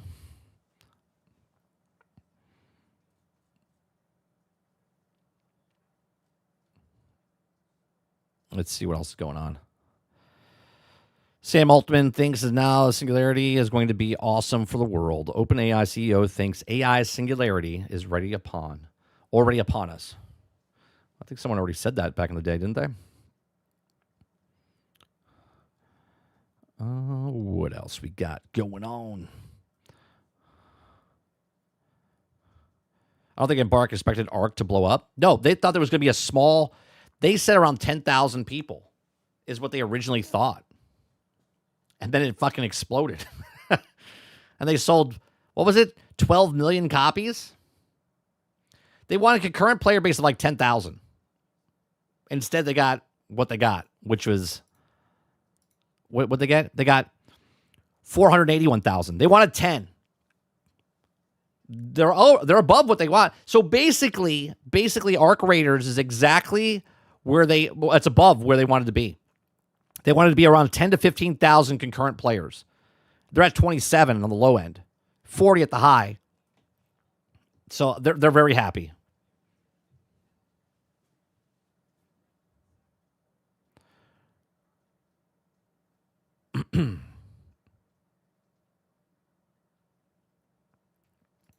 Just Enough says, 30. We joke about Wired being better because it is. They're using wired drones in Ukraine to prevent the signal jamming. Isn't that crazy? They're winning because of Wired. Yeah. Good for them. I think it's funny.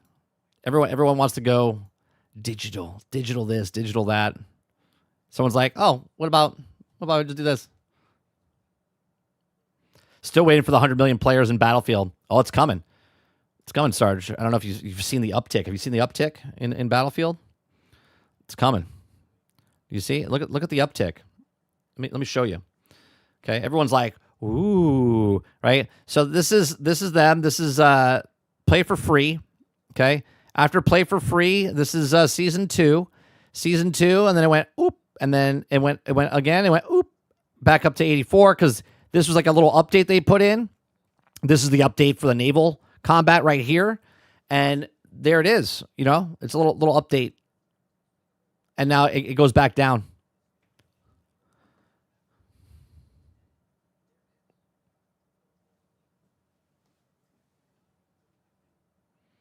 Roadkill says, you see the battlefield after all these wired drones. It's like 50,000 wires everywhere going through the fields is insane.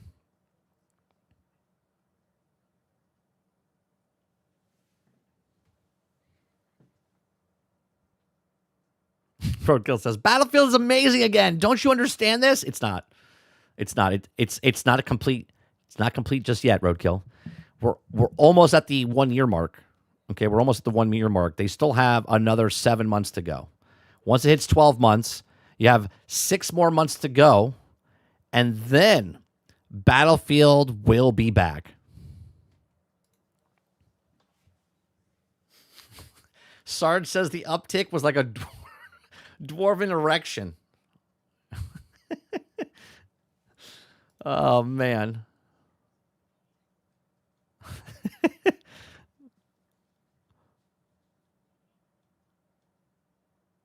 Project Zomboid, B42, and Valheim 1.0 are 2 major survival games releasing upcoming next. Zomboid, I didn't even know. I bought Zomboid. God, I don't even know how long ago. I bought it when it first came out. They're still doing updates for Zomboid? Holy Christ.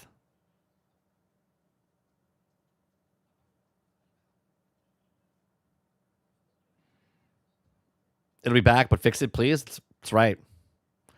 That's right. Have I played Battlefield 6 yet? No, because it's not out yet. You let me know when it's out, Roadkill. When it comes out or comes to Game Pass, that's when I'll play it.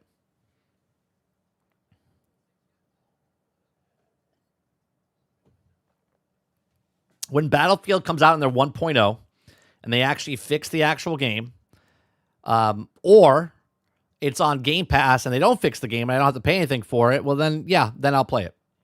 So when did it come out? It came out in October. Right now we're in July, so we got August, September, October. So in 3 more months, I'll play it when it comes to Game Pass, once it hits the 1 year.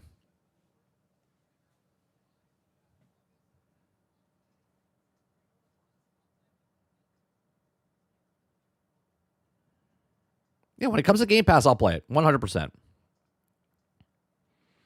And then I have to wait 6 more months for it to be complete.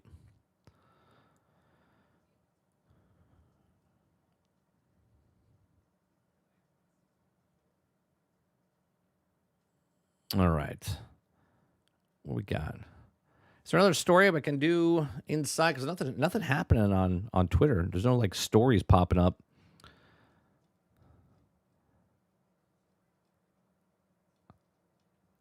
Project Zomboid gets its biggest world overhaul after 13 years in early access. So I bought it. I think I bought it for like $4 back in the day. $4 or $5 for Project Zomboid 13 years ago. Mr. Z says 30. New slogan. Play it on Game Pass, the full game when it's fixed. That's right. Why am I going to pay full price when I have to wait? I mean, come on. Come on. What are we doing? You guys can be the testers, all right? I'll play the game when it comes out.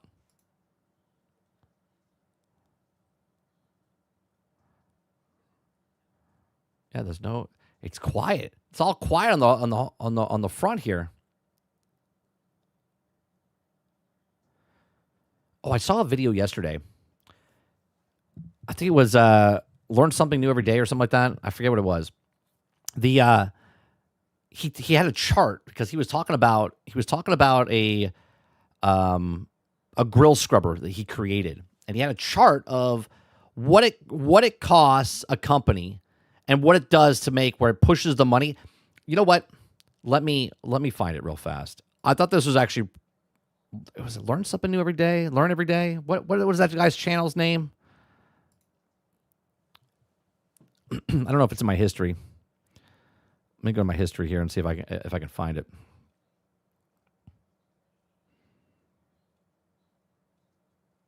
Was this yesterday? No, it was on my other channel. All right, let me switch. Let me switch.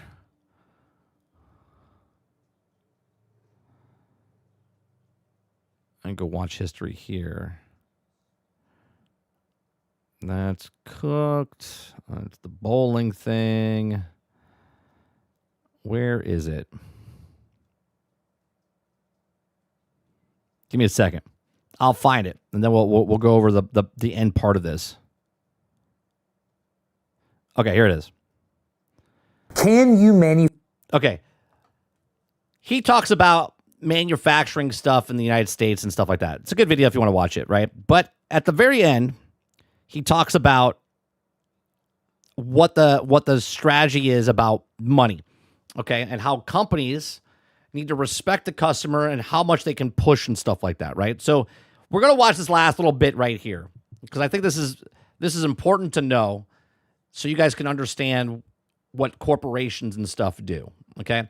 And this is a perfect scenario for what's happening with Xbox and what's happening with Sony and all them, right? So here we go.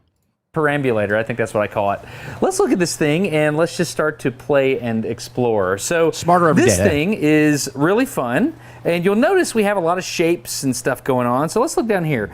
This is a star, and the star represents product quality. You know, you have like 5-star reviews and stuff. So that is a measure of how good the product is. Right? It's a bare thing, right? This has nothing to do with video games. It just has to do with business in general and what the value is plus the customer plus the money they make. Up here, of course, we have profit because we are working within the context of capitalism. Profit is not always a bad thing. It gets a bad rap sometimes, but profit is a really good signal that you can use to make decisions in the marketplace. So profit's good, okay? Another thing down here is we have a person. Now, we're the people. This might be a stretch. I thought about making this the worker. I thought about making this the customer. But for now, let's just call this societal good, okay? You have a good society, and people are happy when that person's happy, okay? You'll also notice that we have this triangle, which is pretty interesting. The triangle represents a business, okay? Everything inside the dotted triangle is a viable business. Everything outside the dotted triangle is a business that has failed. You'll see this green trapezoid here. Now that represents what I would say is like where I grew up. You had a healthy middle class. And so the middle class existed in a place where the workers were happy. Four things on a board, I'm done. Was good in general. Profits were not out of control. It was a good time. So the green trapezoid represents like a good balance. Let's say it that way. Okay, if we look over here to this side, you can see that we've got these 3 little squares. It's a very complicated board he's made here with the when he moves the strings, they move the thing. There's quality, profit people, and we can reprioritize them. And the position of these little things corresponds to where we are on our business graph here, okay? Like we move a thing, this moves, okay? So let's start. Let's say that an engineers are known to be a little weird. I like making things, right? I like making. This is really cool. I'll put his link in the description afterwards if you guys are interested in this type of stuff. He built a business about making a scrubber for grills because the market needed it, and he made a better one. And he showed you how he created it and why he created it. Things from really cool materials. So if I were to run the company, I would say, you know what, John? I think we really need to make this out of a super alloy of niobium or fantastilloid. We need to do something that will never break because I like really high quality stuff. So what I might do if I were in control of things is I might say, you know what? We're going to take the quality of the product and we're going to run it to the max. We're going to run it to the max. And I would immediately run myself out of business because I would not make a profit. Look at this. No profit. The business is outside of the dotted line. We are no longer a viable business. I would do that because I think, I mean, if I could still feed my family, I think super alloys are cool. All right, so let's look at another CEO. This is a second CEO. This person's like the best person to work for. Make it out of adamantium. Or in the world. He really likes the fact that you like to fish. And he really wants you to afford that new bass boat. So he pays you a lot of money. He's like, you know what? I really like my buddy here. I want this guy to make a lot of money. So he starts paying you more than you perhaps might need to be paid. And he's like, you know what? I also really want you to compete in that bass tournament. So I'm going to let you off at about 1 o'clock every day. Pretty soon, things are out of whack and you're no longer a viable business. He did not take the time to balance things. Of course, these are absurd examples, but you get the idea. Okay, now we have the third CEO. Now this person is all about the money, okay? This person has...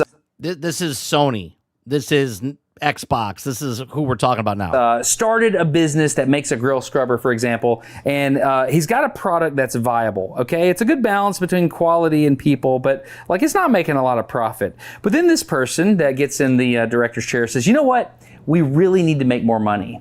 And the way I think we can do that is instead of using this 304 stainless steel or 303, whatever it is, instead of using that, I think we can use a lower quality alloy that we can source from overseas. And what we'll do is we'll just, you know what, we'll just make our profit go up. And look at that, our quality went down, went further away from that, but our profit went up. That's good, right? Okay, so we're right here in the sweet spot. You know, people still love us, everything's great. But if you look at this, there's still profit to be had in the system here. Look at this gap here.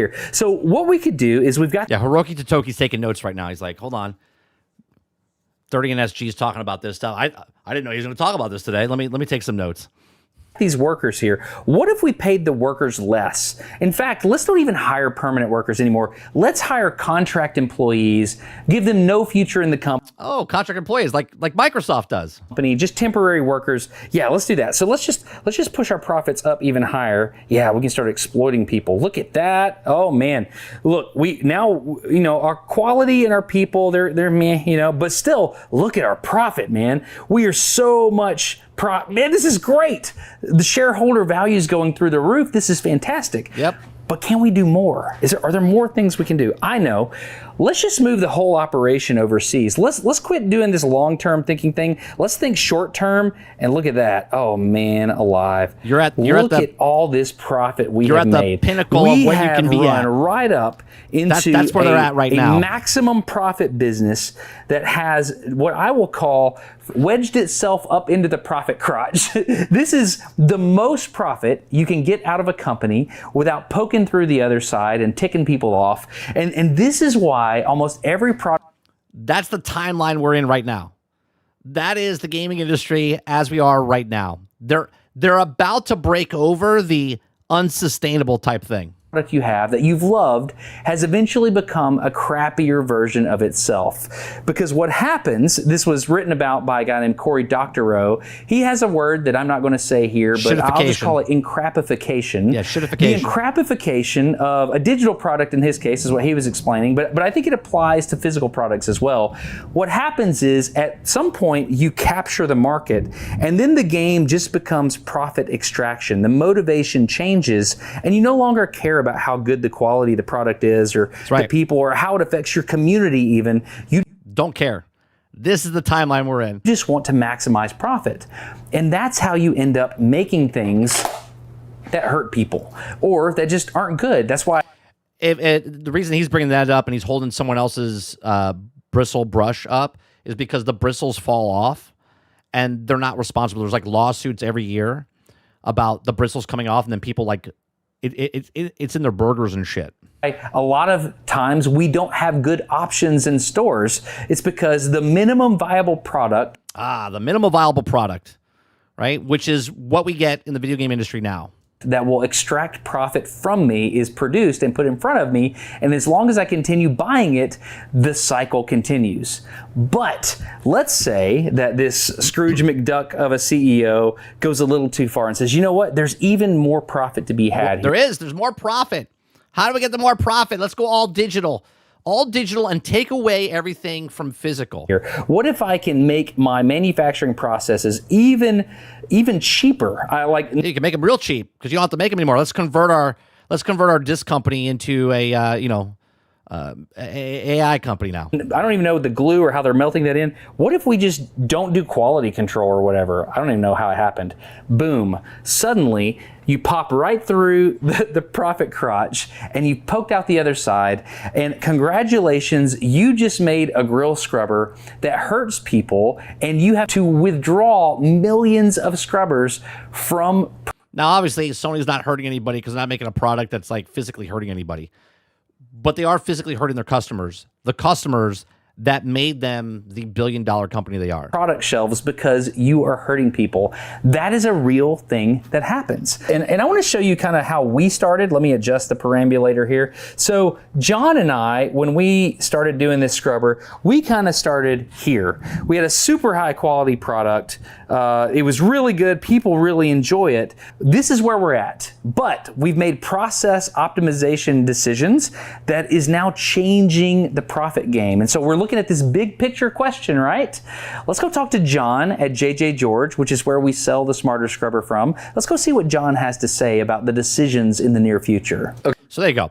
I wanted to show you that because I thought it was interesting. I thought it was, relatable to what's happening in the video game world and businesses, right? A lot of people think of stuff, and let me take this and let me put it in the description down below so you guys can go check out the video. It's a very good video. So if you guys are interested in that video. Smarter every day. Let me add him to the list of things we've seen.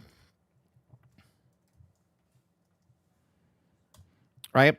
Again, all the stories that we go over, all the videos that we show, all the links are in the description down below. So if you guys ever miss any of the stuff, or you want to go watch these things or go read the articles yourself, they're all there for you to go do after the fact or while I'm live. So yeah, I thought it was interesting to show us something like that because a lot of people don't get it. They don't understand. Okay.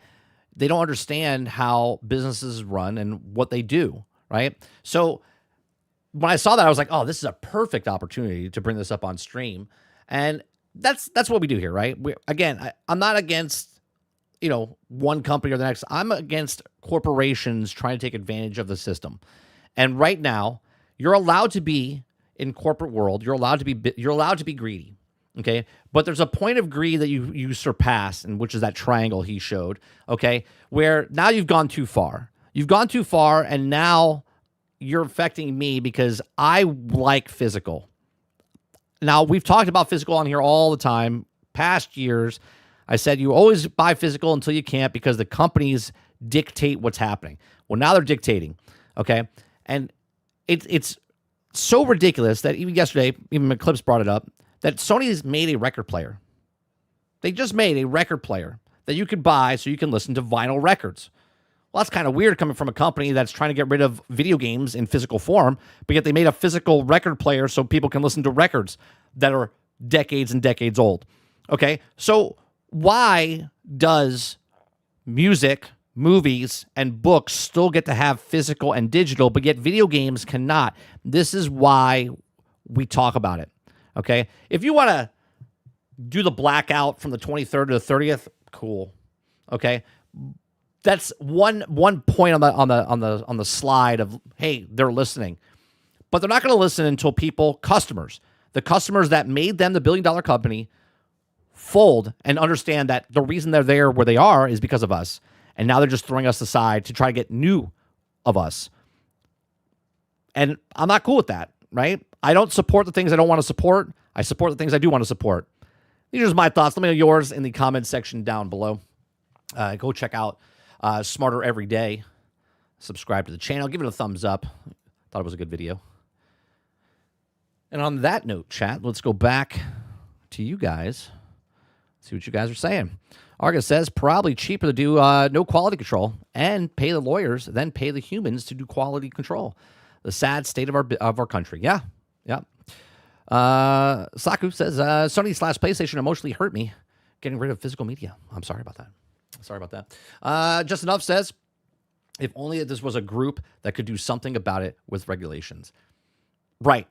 Well, if they can't do regulations, then we have to do something about it, meaning we just move somewhere else. Like, don't buy their product. Go buy someone else's product. And if there's no product there to buy, then we have to wait for someone to make that product.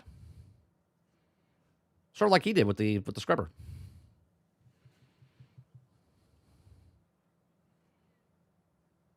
Saint says, playing in my head, let's get physical. Physical. Just showed your age. And I also just showed my age.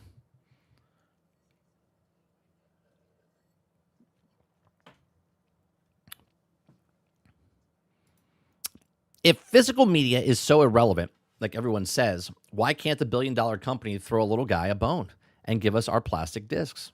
Who's it hurting? Them. It's hurting them. They don't want to make 70%. They want to make 100%. And that's the problem, right? And I'm baffled. I'm baffled by the amount of people, okay? I'm baffled by the amount of people that are against physical. Like, if you stop buying physical, cool. But there's still people that want to buy physical, right? If you get DoorDash every day because you don't want to drive to your place to get the stuff yourself, cool. Pay more price for that. Pay more expensive price for that, right? But yet, you can still have options. You can still go do the things. You can still go places and buy it yourself, or you can get it delivered to you, or you can get it mailed to you, or you know what I'm saying? Like, you can do a lot of different things. I don't understand why people don't want choice. That's what I'm baffled by. 46, no sense of hiding it. Yeah, I don't understand. I'm only 2 years older than you. Because they want to get rid of the second market or secondary market.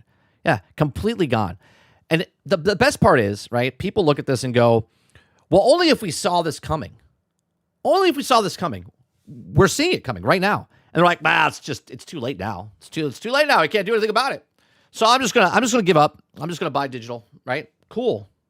Then shut up. Then shut up. Just keep buying digital, keep doing the stuff, and just shut your mouth. Nobody cares. If you don't care, then I don't care about you. Mike, you should watch the Division 3 stuff. No, Sarge is insane. I'll watch the stuff when they actually have stuff to say. Like when it get close. I don't need to watch it now.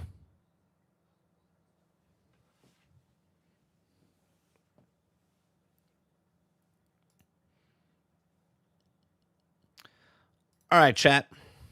We'll be back tonight over on 30 and Still Gaming, playing some video games. We'll probably playing some more Pal World tonight. Other than that, we'll be back here tomorrow for the daily grind at 10 o'clock in the morning until noon Eastern. If you like it, hit that like button, hit that subscribe button. And if you'd like to go above and beyond that, become a member as little as $5. We have some music you can listen to over on Spotify, iHeart, Pandora, any place that you can listen to music, download music, buy music. There's options. You can stream it. You can download it. But there's no physical. If you want physical and you really want to buy it, let me know. I will burn a copy for you. Other than that, I appreciate it very much. You guys have a great rest of your day, evening, or night, and I'll see you guys on the next one. Peace.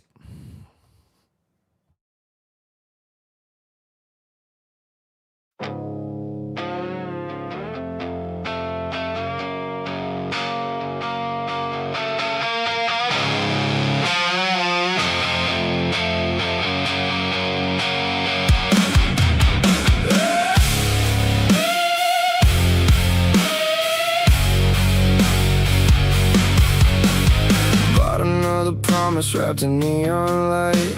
Everyone online said it changed their life. Started up the game and watched it play. Guess I'm just along for the ride again today.